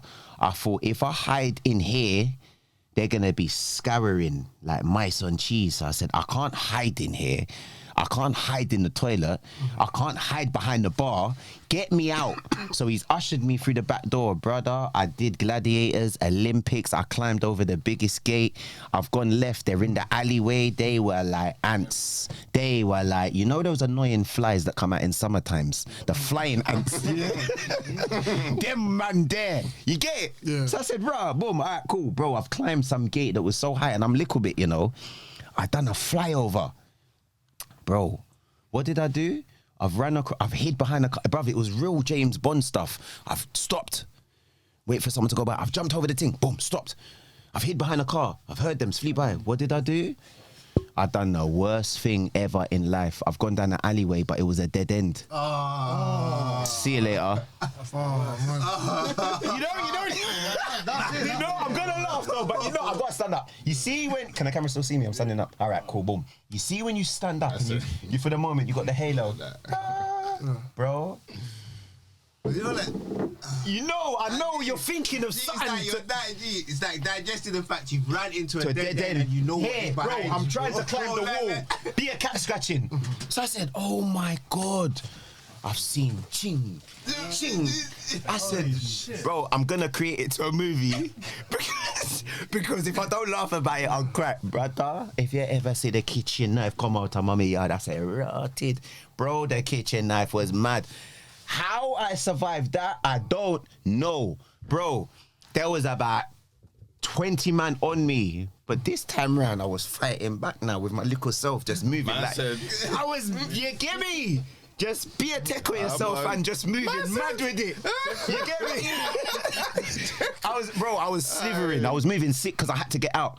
First, my mind was moving mad. I was moving like a Psycho Bob. Yeah, you know from Simpsons, Psycho Bob. Yeah. I was moving mad. But I tried to climb the wall. How you climbing the wall? You're not Spider-Man, bro. But I'm panicking. I'm doing anything to get away, bro. I felt the knife going in this time, innit? Because I wasn't hit the first time. The first time I was hit, you get it? So I'm like, oh my God, this is fuckery. But then I've dropped now, and all I've heard is, "Oh my God, leave him. He's dead." I swear. Man said, "Leave the body. Leave the body. He's not moving. He's dead, bro. Leave him. He's dead. Hey, you lot, leave him. So it lets me know in my heart, you come to do a job, but you didn't want to X man out. Like, you get me, because you know now. But you know what's mad though? A light came on right above me because I was at the back of a shop. The light come on with the camera on, so you clean see everything. You get it? So, bro.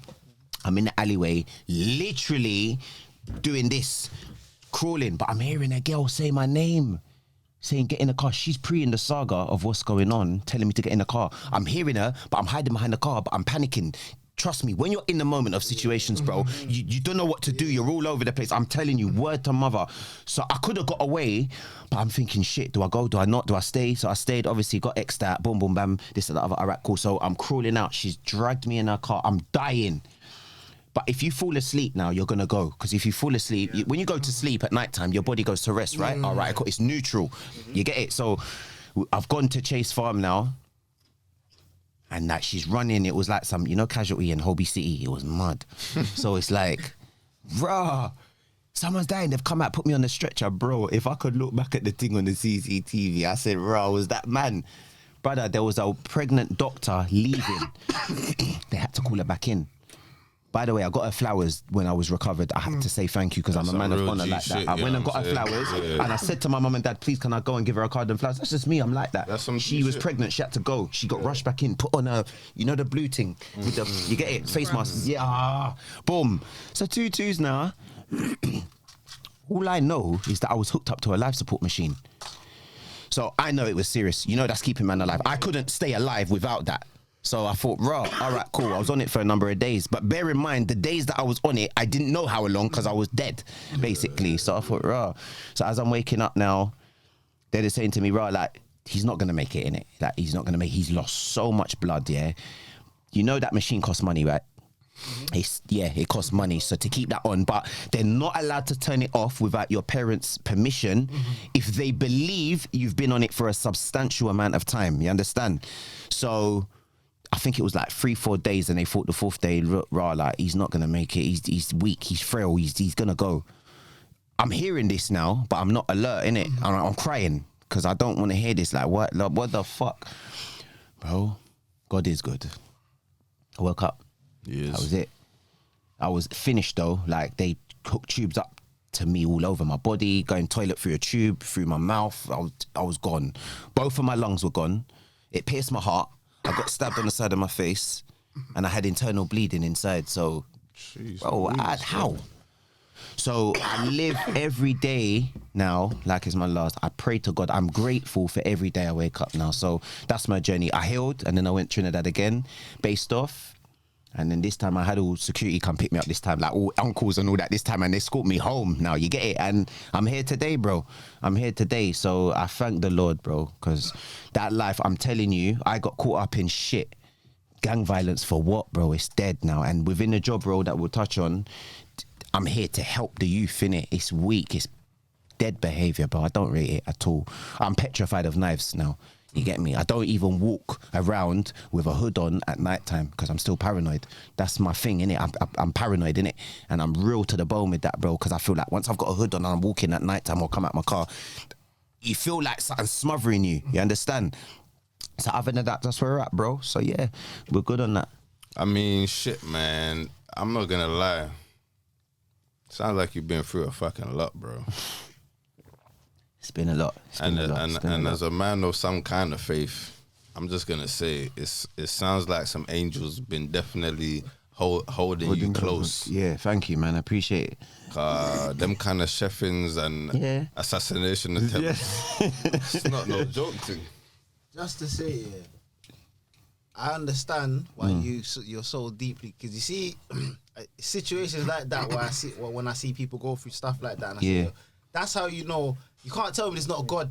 Thank you. Remember, there's man out here, they get stabbed once and they die. And I got stabbed 19 times, by the way. Yeah, it was like, 19 times. You get stabbed once and they in the artery gone. Certain people, like I said, they numerous occasions and you've managed to survive. So you got to say, yo, like, because you remember, if the Lord says it's not your time, you're not going. It's not your time. You get it, like, and that's what in them situations I see it, bro, and I say you got to have a deeper faith, because you know it's like I always say, like, you see when you go through them situations, you have the turning point, because it's like I always say, it's like, right, cool, God has given you the chance, say, yo, you're not supposed to die. Yeah, it's as plain as that. So remember, you've got free will, so it's now to you. Do you make the same decisions and carry it back, or do you make the change and go straight away from the path that I've saved you from? Yes. You get it? Like, so obviously some people learn, some people take the chance. Thank you. That's I appreciate those type of situations. Yeah. Because when you're seeing it, and I get it, and you get it, because you're thinking, right, it wasn't just one time he got stabbed, it was a second time. So what the fuck? And it's like, you see what it is? It's like, for example, even you ran into, it's like, for example, you ran into a dead end. That's mad. That's a crazy scenario in itself. Because like, cool, I could have literally, that could have been it. Like, that's it. Yeah, that could have been it. Yeah. So it's like when you, and even that you survived, and then you have to sit back and think about, cool, I've almost lost my life. Several times.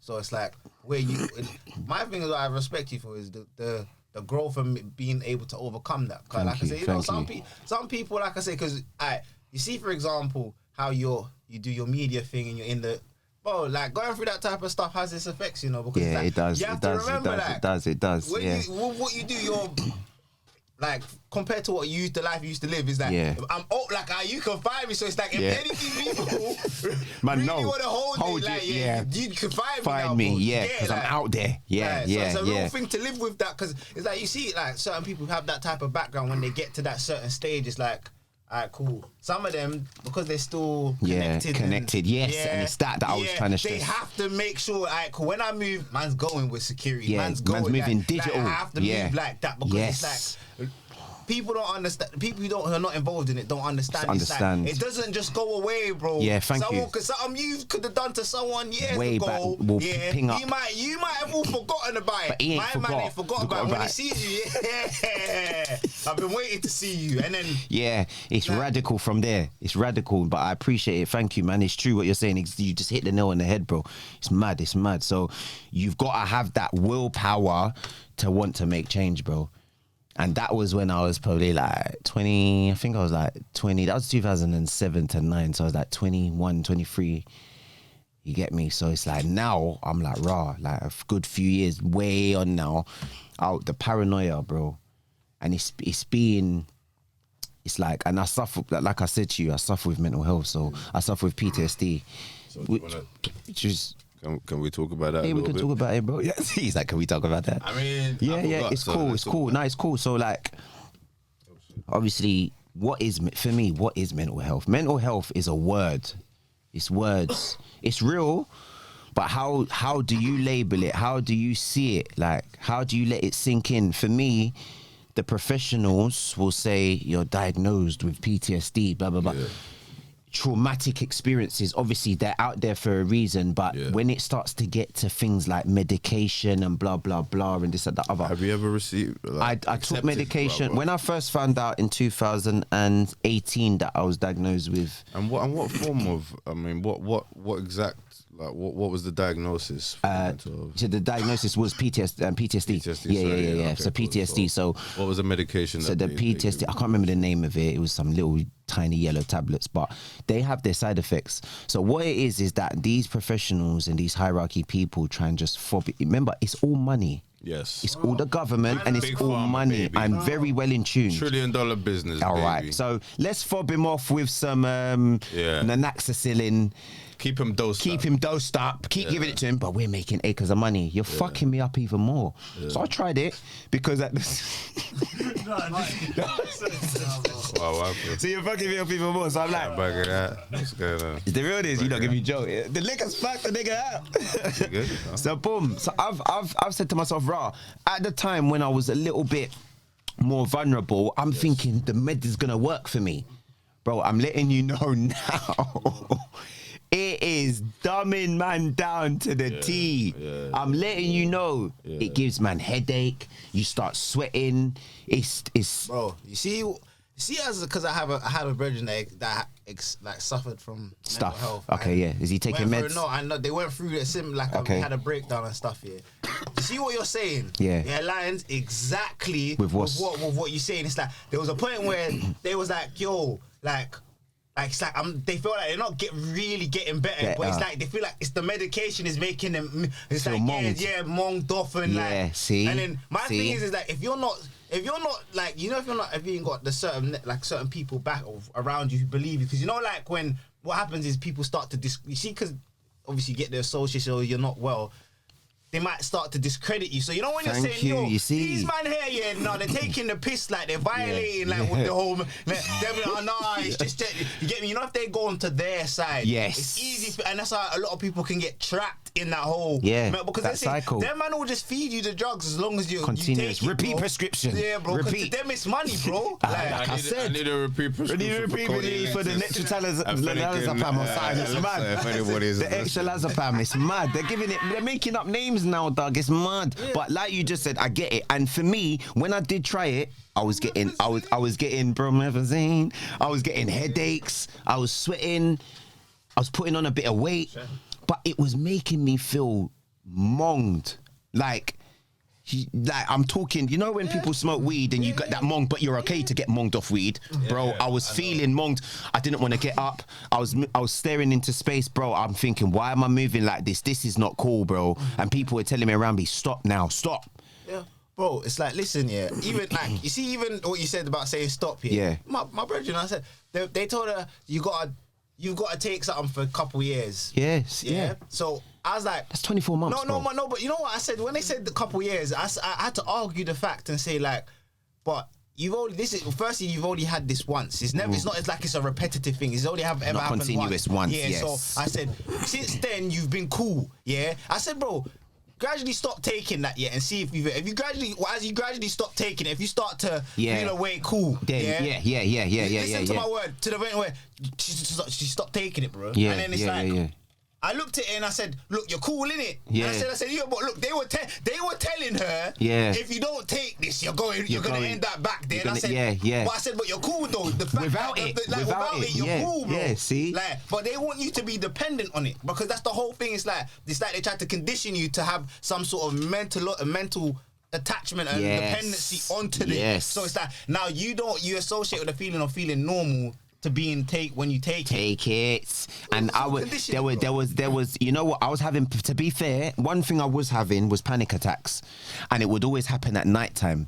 Okay. So because it kind of makes sense now what I'm about to say, because when my situations happened at night time, your subconscious mind has registered that. So when the stabbing happened at night time, sometimes when I'm going to sleep now, I'm getting flashbacks, I'm jumping out my sleep, I'm thinking I'm reliving it at night time. Because I remember I was staying with my grandma for a bit, innit? Because that was my safe net. I was with my gran. And funny enough, it's mad. God is good, you know. She was a nurse at the same hospital when I got stabbed, and they put me on the same ward. So that was a blessing in itself. So then she just said, "Look, listen, I've looked after you in the hospital. You're coming home to stay with me. When it comes to granny, mummy's one thing, but when it comes to granny, you get me, it's a whole different thing. You get me? I was getting the food, nurturing, they're praying, they're doing something. I felt comfortable. You get me? I felt good at my granny's. I said, all right, cool. Rest in peace, though. She's passed away. All right, cool, boom. So they gave me something called diazepam. Now, Wait a minute. I love that shit. Yo, doctor, please. And you know what? Gotta repeat on that shit. But you know what? What is that? That's the shit. That's the muscle relaxing. But let me knock you out one time. Yeah, baby. It makes you feel good. It makes you feel alive, baby. You just relax and just take 2 pills. But you know they give you 6 at a time. Yeah, but they what give me 5, and it's more. It's a one a day, baby. It was more for the relaxation of the body. Muscle relaxation. Nah, because when you have panic attacks, you go into a spasm, your heart starts beating, you sweat, and you're bugging out. And I take a diazepam. I'm like, cool. But they want you to get high, but they don't want you to get on that high too much. Have a shot of rare nephews. You're gone. My nan had to take them, but it was mad. Because it was and it lets me know that the PTSD was real because it was a traumatic experience. Because I was reliving it every night by having panic attacks. I tried to stop it from happening, but when you go through traumatic experiences, it's hard for you, and that's why I always tell people now, control your mind, don't let your mind control you. Yeah, what you think you become, your thoughts become things, and it becomes your reality. Remember that. Yeah. Yeah. And that was another motto there. That was another one. Yeah. No, but it's true though. But when that's on a normal basis, when you're under the influence of these medicated drugs or experiences in your brain, that's what your brain believes. So luckily now, I'm proud to say that I go for counselling, and I'm glad that I'm actually experiencing and letting this know. You know why? Because us as black, and I'm saying black men, because us as black men, a lot of us do go through experiences and their ego gets the better of them, where a lot of guys, black guys out there, just, I'm bad, I don't want to talk about it, and let it build up. But what happens is you then take it out on your mum, your dad, your brother, your sister, your partner. It goes around. So realistically, you ain't got no beef with your partner or your mum or dad or your brother or your sister or your siblings. You're just angry with yourself because you don't want to voice it.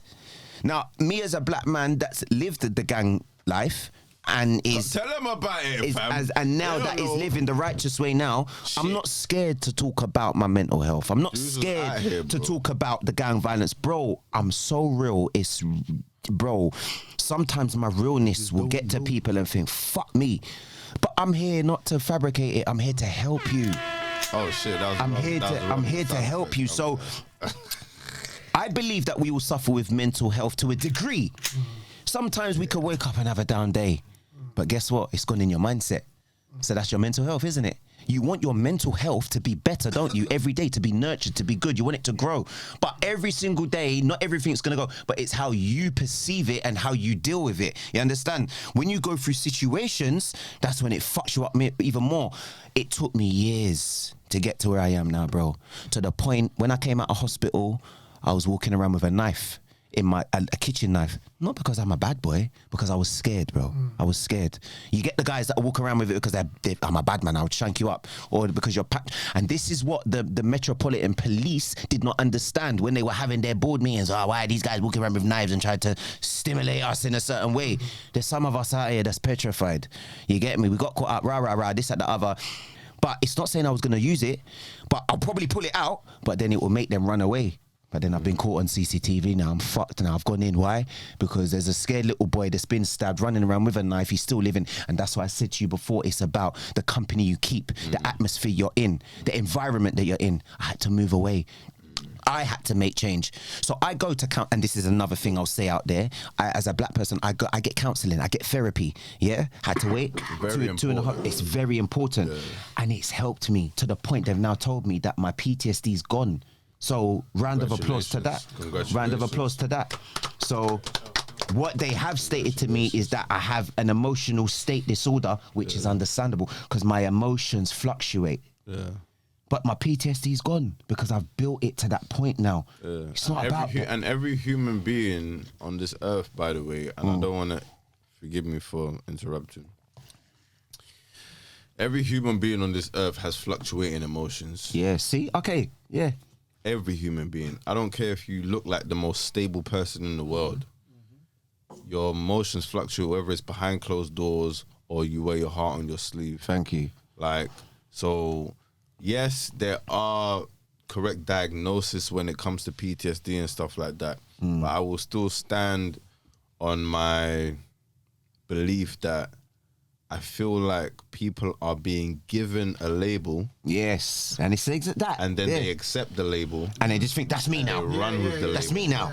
And it's like, wait, hold on. But I get upset too, so can I claim a mental, like, what, just because I got upset? I'm not speaking about you individually. You're just saying in general. I'm speaking about people that are not going through what I've gone through. Yeah, okay. I'm talking about people that haven't actually experienced trauma like you've experienced trauma. Because from what you said tonight, I mean, shit, boy, your thing's been real. You've literally seen the angel of death a couple of times. Exactly that. Shook his hand, and he's told you what he came to do, and you told him, I'm not really ready for all them things there. Nah, for real. No, it's not going. It's not his time. It's not his time. You feel me? And I appreciate it. Thank you, man. But we want to appreciate you. I mean, like I said when we started this episode, you're like, this is the first time we get to appreciate an artist in all realms. I mean, it's not just music. We came here thinking it was just music, but we got film, acting, design, clothing, and graphic. You know what I'm saying? We've got directing in the mix. You know what I'm saying? You know, and just the inspiration that you not only have, I guess, ascertained from family and shit like that, but it seems like you inspire yourself a lot. Like, you're a very self-driven person. Yeah. You know what I'm saying? That, like, and it's not often that you meet, maybe because most of the artists I meet smoke weed. Yeah. So we're all just kind of relaxed. Our musical back. Careers. We're just like, I'll put the tune out. If they like it, they like it. I don't really give a fuck. But just in your drive, you know what I'm saying? In the fact that you even still train yourself vocally, you know what I'm saying? And like I said, I don't feel like your time has even come yet. I've known you for a while. I've had the pleasure of working with you in the studio. Yeah. I've had the pleasure of seeing you work in the studio and do your fucking thing. Thank you, man. You've worked with so many people. You've been on so many platforms.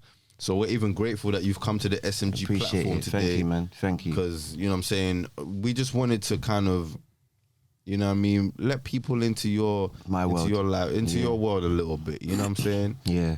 You know? So before, way before we close, because we ain't closing just yet, there's a topic that I wanted to say to the end personally. Yeah. Right? Yeah. Because for both of us, I guess this is something that is a heartfelt topic, and for a few of us in the room, but for you personally, this is like a new page, a new chapter. Yeah. Right? Now, we're speaking about your baptism, which is upcoming, which I'm very happy about, which we should. What's the time now? Is it 12 yet? Saturday? It's tomorrow. It's Saturday. It's 12:20. So it's tomorrow. 12:23. It's tomorrow. Yeah. So I want you to before you speak about the baptism, actually, because earlier we were speaking about your influences going into singing. Okay, yeah. And you were speaking about the church, singing in church and stuff like that. Yeah. Before we actually speak about the baptism, how important is your spirituality in connection to not only your career and your personal life? And you just take your time and explain that shit. Not shit. So like when it comes to spirituality, it can come in many different forms, right? Like people do their crystals, people do their meditating, people flip do them crystals. Yeah, flip them. They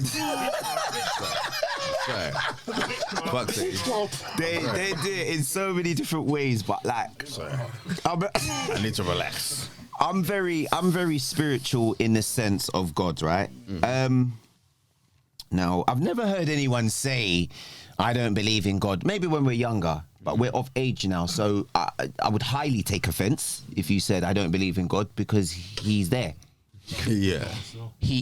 And it's true. Yeah. Sometimes people, and you know what, you're right, because some people do voice it. Some people say, I don't believe in God, but it's mostly like females. Okay. Oh, sliding. You want to slide in there, Shan? Slide in. You want to say it to you? Let me turn up your mic. Horoscopes. How you feel about God? Do you believe in God, son? Mystic Meg. This is the reason I Is there time? That's your time, but we're gonna let her chime in. Yeah. I'm not gonna say no, I don't believe in God, but I'm not gonna say I'm a strong believer. Okay, that's fair. That's fair. I like that. I'm gonna semi-applause that. Yeah, because I don't like that. But I hear where you're coming from. That was honest. That was an honest answer. I love the honesty. I love it. But I don't like it. I'm in love with the honesty. I like to say But that. you just didn't like my response. No, I like it because it was honest. You didn't like my response. I love it. Your whole face just told a blatant lie. Oh my gosh. I think you expected more fire from me. That's why. More fire, bro. I don't want more fire. No. Fire does something. No, relax the fire. We don't need fire. But sorry. What do you mean? Do I believe in other things? Mystic Meg and them and them. Mystic Meg. Did he say Mystic Meg? Yeah. Do you believe in them? I don't know. Tarot cards. I went to a crystal okay. shop And once. some people do. Do you read horoscopes? Yes. That's a yes. The pause said yes. The way you looked at me, Chris, don't worry right now. From the time I didn't confirm yes or no, I will leave that to you guys. She be telling me about some No, I've horoscopes. gone into a crystal shop before. Why? And I left feeling, I don't know, I brushed past some woman and she left me feeling felt the energy, frightened. Frightened, yeah, you see. Yeah, I didn't like her. And you know what? I just left. I was and like, you know what I think? I think that's Demons. because she was deep in it. And you felt that I energy. don't know, like, Look, like at the literally end she of was the day, vibrating next everyone to me. can And I was take- You just felt it, yeah, long. Just don't tap from the wrong tree, you know what I mean? Yeah. But let's go back to the good stuff. Spirituality, yeah. So my spirituality is God himself. Yes. My grandma, my grandparents, they are believers in God. Of course, More or less, with our grandparents, they are that. They come from a culture where it was embedded in a good way. Yes. It wasn't mandatory. They just understood why it was important. You see that key word? Understood it. So they believed more. Yeah. And what I would say to you lot and out there is that there's a difference between believing in God and having faith in God. 100. We can all believe in God. Oh, I believe in my man. He's going to make it. You see, when you have your faith, faith is more different. Now, guess what? We can take it a step further now. Faithfulness. Your faithfulness carries your faith. When you have faithfulness and you have that faithfulness in God, that means that you are stripping yourself before him, emptying yourself before him, and you're believing in him. You're letting him direct you. You're obeying him. Because faithfulness means, all right, cool, this is where I'm at now. I've given him my life now. It's for him to direct me because he's going to lead me in the right way. But guess what? It's all about the belief system. It's all about the sacrifices, the determination. All right, I want my blessings, but the blessing's gonna come? It's not gonna happen like that, bro. God will not give you nothing too soon before it's time. Yeah, remember that. He will never give you nothing before it's time. Yeah, so he wants to see you work. You got to put in that work. And what's been happening recently, I've been putting the right doors. The doors have been opening, the right venues, being around the right people. And I'm like, rah, it's all part of it.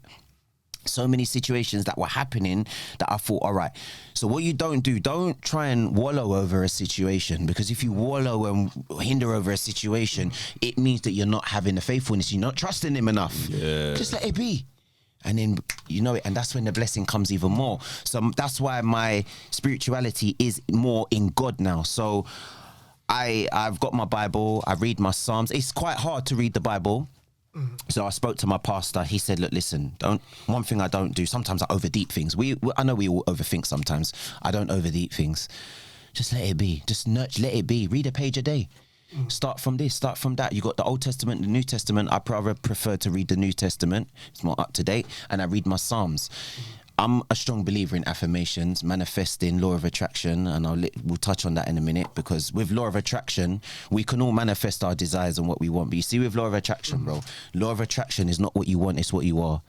So if you want love, you've got to be love. If you want happiness, you've got to give happiness. It's all about what you're projecting out there in order to retrieve back, you understand? So when it comes to God now, are you willing to give yourself to him? So much so that now I thought, you know what? Because a lot of people ask me, why do you want to get baptized now? It's just, I just want to empty myself before God so he can restore me with something brand new. And it's a good thing. It's nothing bad. It's good. But that means now I've got to stop certain habits. I've got to stop doing certain things. Which I'm slowly doing now at the moment. And when I pray now, yeah, I feel it, bro. I'm telling you, like when I'm around good people, I feel it. And when I say the words, I feel it, I get pins and needles. I get happy. You get me? This has probably been the most happiest moment being in here with you lot. And that's me saying it loud and proud, bro. My whole day today has been joyful. You know why? Because I tell people about vibrating higher. When you vibrate higher every day, self-talk is very paramount. What you tell yourself every day. Speak positivity into yourself every day. Because if you don't do that, you're going to sit down in shit, in negativity, and you're going to hurt your own self. You know, half of the time what we think, yeah, isn't real. Because we sit down there and think sometimes we think so much negativity, we forget about the word positivity. I wake up I've got listen, discipline and structure is my motto. Another one, discipline, and remember that one, discipline and structure, yeah? And every day I tell myself, I wake up at 6 o'clock every day, I read the Bible, I have my time. I don't pick up my phone. It's been a struggle because we always wake up straight away, pick up our iPhone, this and other. Bro, I've put it down, bro. I leave it. My alarm goes off at 6 o'clock. I read the Bible. I manifest. I talk to myself. I might even walk around my room. It's what makes me feel good. And I tell myself one positive thing to start the day. And then throughout the day now, that's it. I'm good.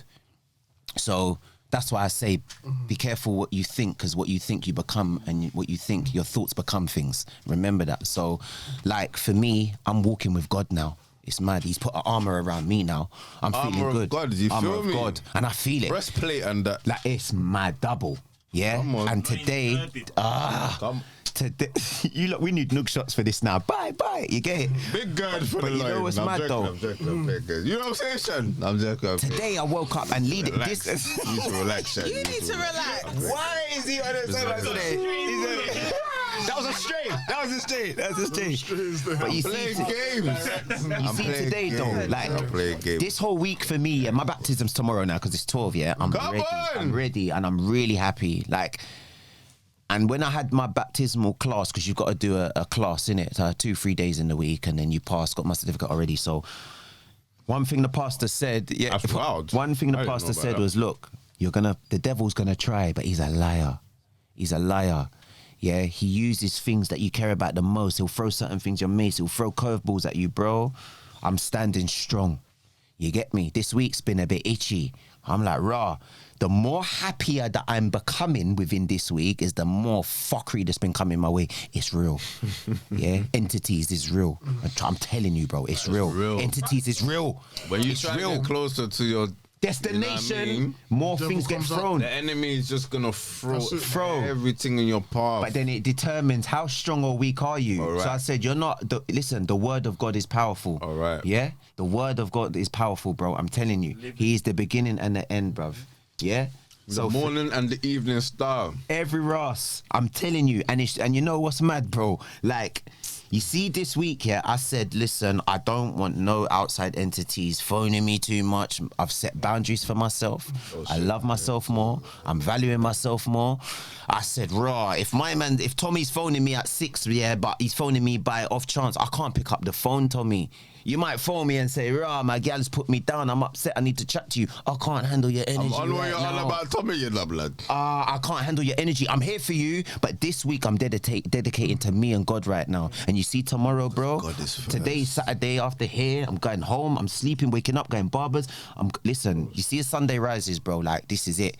I'm putting on my gospel music and I'm going for it, bro, because I'm a brand new man. Trust. Being resurrected, yeah? Being born again, bro. And that is it now. I'm not going to overdeep the situation, but I now know because slowly but surely things have been happening. Come on. And I give thanks to the Almighty, bro. And all I'm doing this is for me, my mum, my dad, and my kids. You know why? Because I'm here as the creator, but my mum and dad created me. So I've got amounts of respect to show them. So I'm doing this for them and the people that I created. End of done. That's it. Come on. I had a question. Yeah. Oh, shit. I'm sorry, no, go on. I didn't want to interrupt you. I didn't want to interrupt you now. I was going to hit sound effect, but I didn't want to interrupt you. Go on, Shan. Go on. Sorry, my bad. Anyway. Vocal's fault. So knowing what you know now, Yeah. if you go back in time Yep. and change everything that's happened, would you change it? I would. I'll change the. Do you know what? I wouldn't say I'll change the friends that I was around. You know why? Because it's trial and error. And around that age group, you think that your friends are your friends. At that young age, you're going to dive in. And you feel like you're missing out if you don't go and you're going out to link up with the man them. Yeah. So, Shape the person you are right now. there. what not to Give do. me 5 for that, bro. You see that shaping stuff? That's it. Cutting shapes, bro. It's mad. But let me tell you one thing. It's true what you're saying, Shan. And I wouldn't change my friends, but I'd think raw. But it's not saying I'm glad that this fuckery's happened to me, but glad to an extent where it's molded me into the man that I am now and the character. And you see, God is like the clay maker, and I'm like the clay, and He's molding me, bro. 100. 100, and the clay can't say to the master, why have you done this? Yes. He gets you. Just smash it down and rebuild you, bro.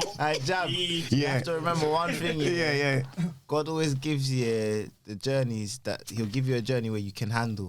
Do you get? I rate you. He won't give you nothing too much that you can't handle. He'll give you But I something thought that you it was can't too handle. much for me, No, bro. but that's what I'm saying. But you know what it is? A lot of people don't understand you. You may feel like it's too much, but it's because you're trying to do it without Him.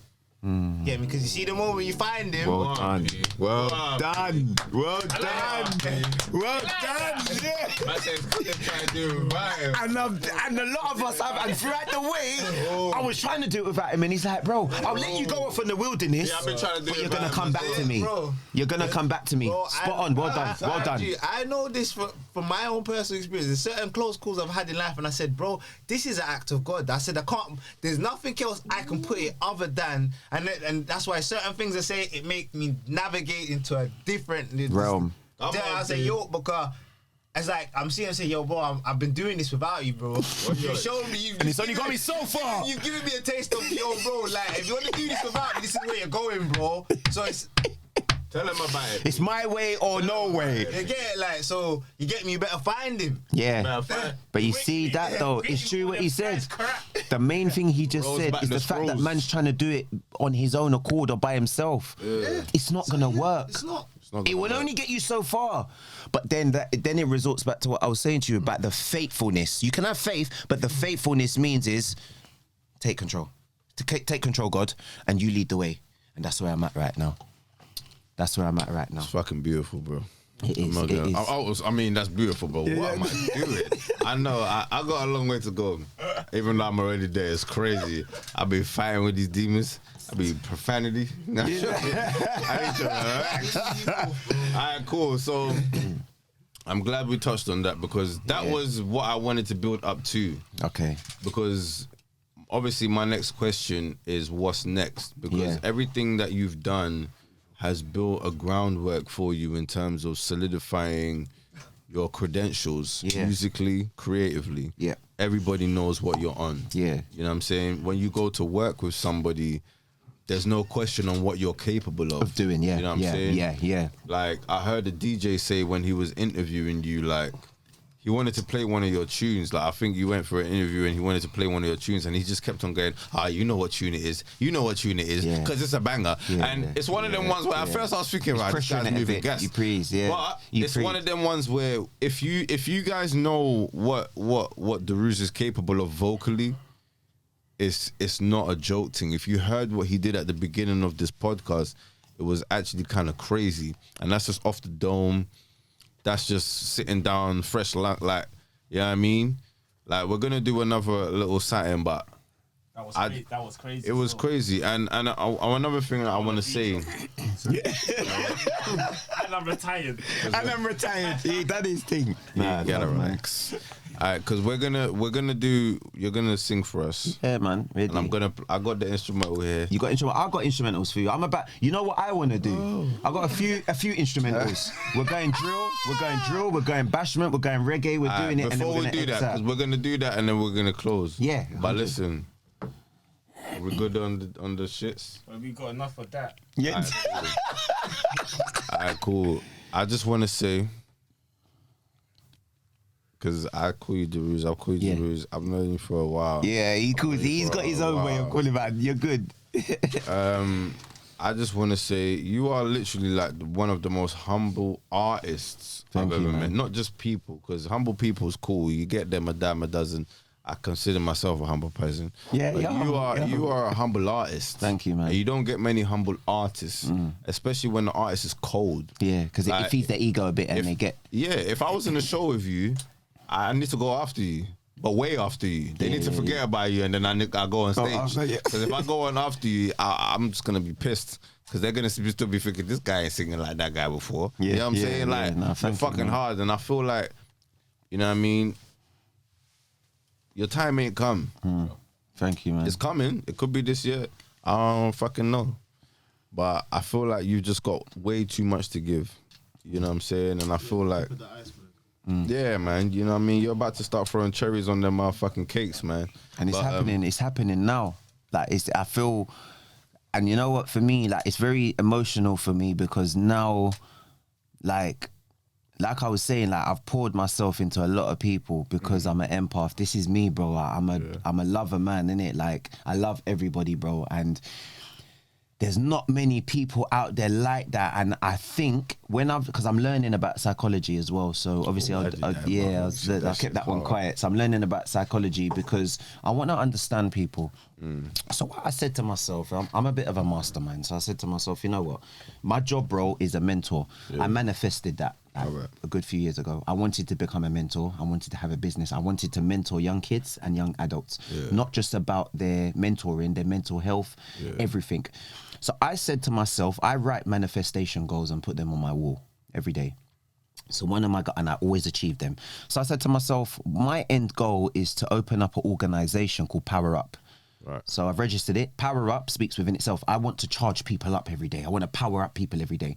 That's why I message people every day, positive stuff every day, because I'm powering you up. It's like you're plugging your phone, you're powering up. Cool, good name, registered it. All right, cool. So my end goal was to open up an organization called Power Up that helps people with funding, housing, mentoring, mental health, kids, motivational speaking, everything. Big up Fecky as well. Big up Fecky. Because he's done that. He's done that. Bang, bang, yeah. So he's done that. So I've kind of, and you see what, he's kind of given me inspiration of that, but I've had my own etiquettes to it as well. So I said, I want to do something like these people, but what am I going to do different? I want to have everything under one roof. So I've spoke to a few fundings, a few companies. They've liked my resume. They've liked my business plan when the time's right. So I said, let me get into schools. You see with me, bro. Okay. I now work in a lot of schools, 5 to 6 schools in Haringey. Okay. Working with young kids from the age of 11 to 16. Lancaster ain't one of them? No? Yeah. I'm from Tottenham, baby. I know. I can stay here, homie. So for me, these young kids these days, they're finding it hard to find their personality. And they're finding it hard to find their personality because of their peers, because of their friends. And in schools these days, when I'm going into these schools, I'm seeing they're on their phone more than they're doing their work. Yeah. So my job role, I work for a very good company. My job role is I've been with them for a good couple months now, and I'm just really proud that I managed to achieve that manifestation that I did. Yeah.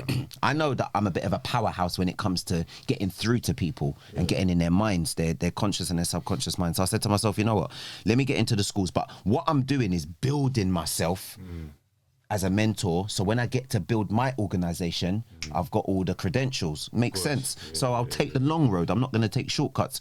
So I go to a few schools now, an hour a session. These are the kids that are a bit less fortunate. They're going through issues, they're going through problems. Some of them got issues and so forth. So I'm here to actually try and physically help them mentally. So I do work with the police because of these kids. Some of them are being arrested. I do work in the court system. I do work in the prisons. I do work with... so work with all of them together because some of them have been arrested. My job is to write up reports to get them away from the police, to get them away from prison, and some of them are going to be excluded. So you can and some of them are young girls as well, bro. I see the way they come to school, they're just moving like baddies. It's mad. I'm like, rah, your thing is moving. Age. Like they're more worried about their appearance and thing. But you know what? I've got... You know, it is. Sisters and that. You know, and I've got sisters, and I'm and you know what it is. You never know. Once these kids leave the front door, they're all goody two shoes. As soon as they leave, up to how you mean. I like that one. Crazy. Still. Yeah, I'm so real. I've got a strategy that I use to try and get through to their mind. Why these kids look up to me is because of the life experiences I told them about my stabbing. Yeah. I told them I've been to jail, and I told them where I'm at now. Yeah. So they're using the whole, he's got tattoos on his face. I've lured you in already and I've roped you in. So you're going to listen to me now. Yeah. It's no good. So sometimes I sit in their lessons. Yeah. Sometimes I sit down and do one-to-one. I do more or less one-to-ones. Yeah. Yeah. So far, I've been 3 months in and I can actually say that I've got back my check. It's called a check when my boss comes back and said it's a check. Right. When you do your checking of the kids. Right. And the head teachers have actually said in 2 different schools, like, he's done very well. So I get 5 kids for each different school. Okay. And there's been 10 pupils so far that have been getting good records, good resumes back, and they're doing well when they come into school due to what I've been giving them. Due to my expertise, due to my mentoring. So it's actually working, which makes me feel good because that's what I'm here for. I'm here to help. Of course. You get me? Because some of them are being excluded. Some of them are doing drug exploitation. They're going country lines.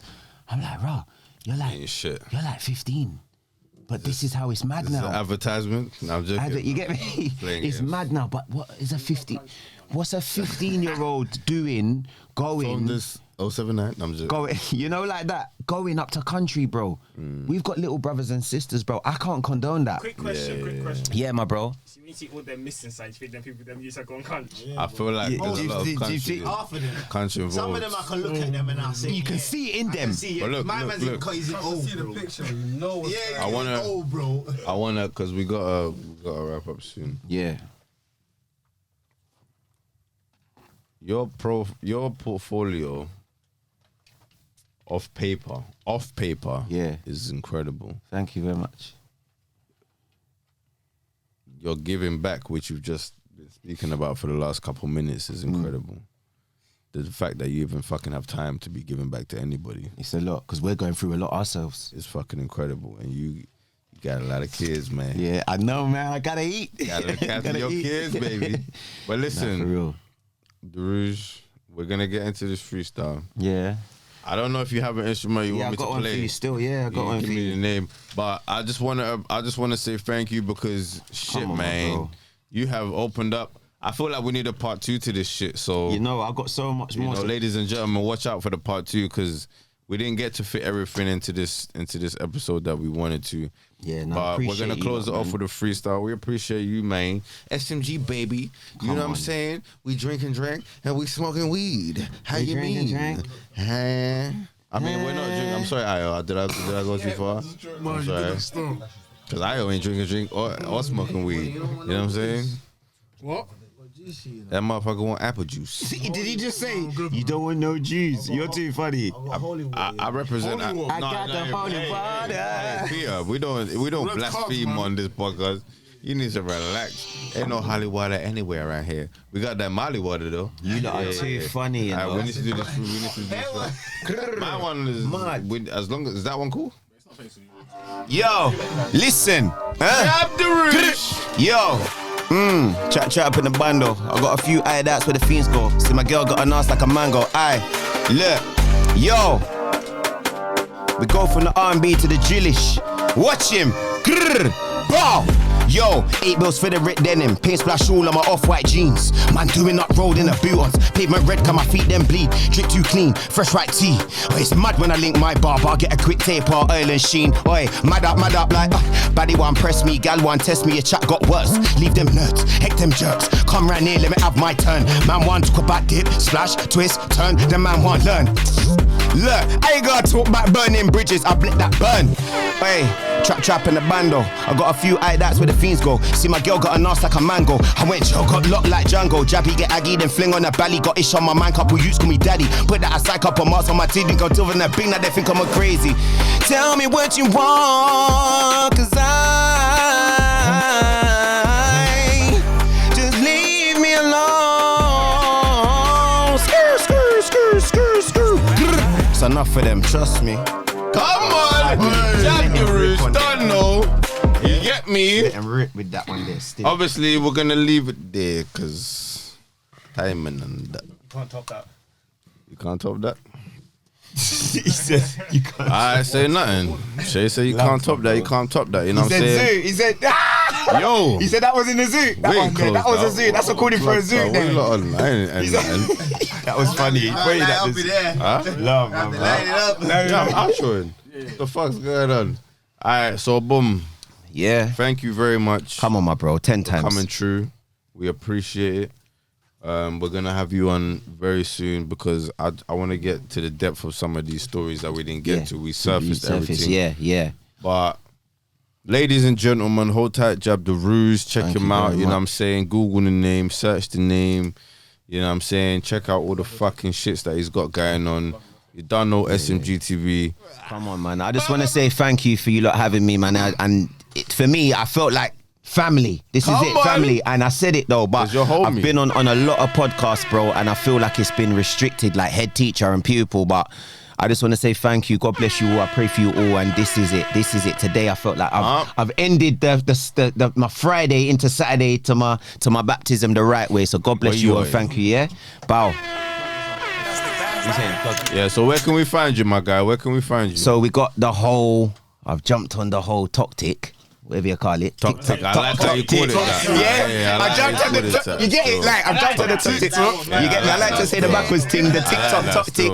But yeah, my TikTok's Jab_deRouche with 2 E's. My Instagram, Jab_deRouche with 2 E's. And we're just flying high with it, man. You get me? We're flying high. Gang business. Wow. You don't know.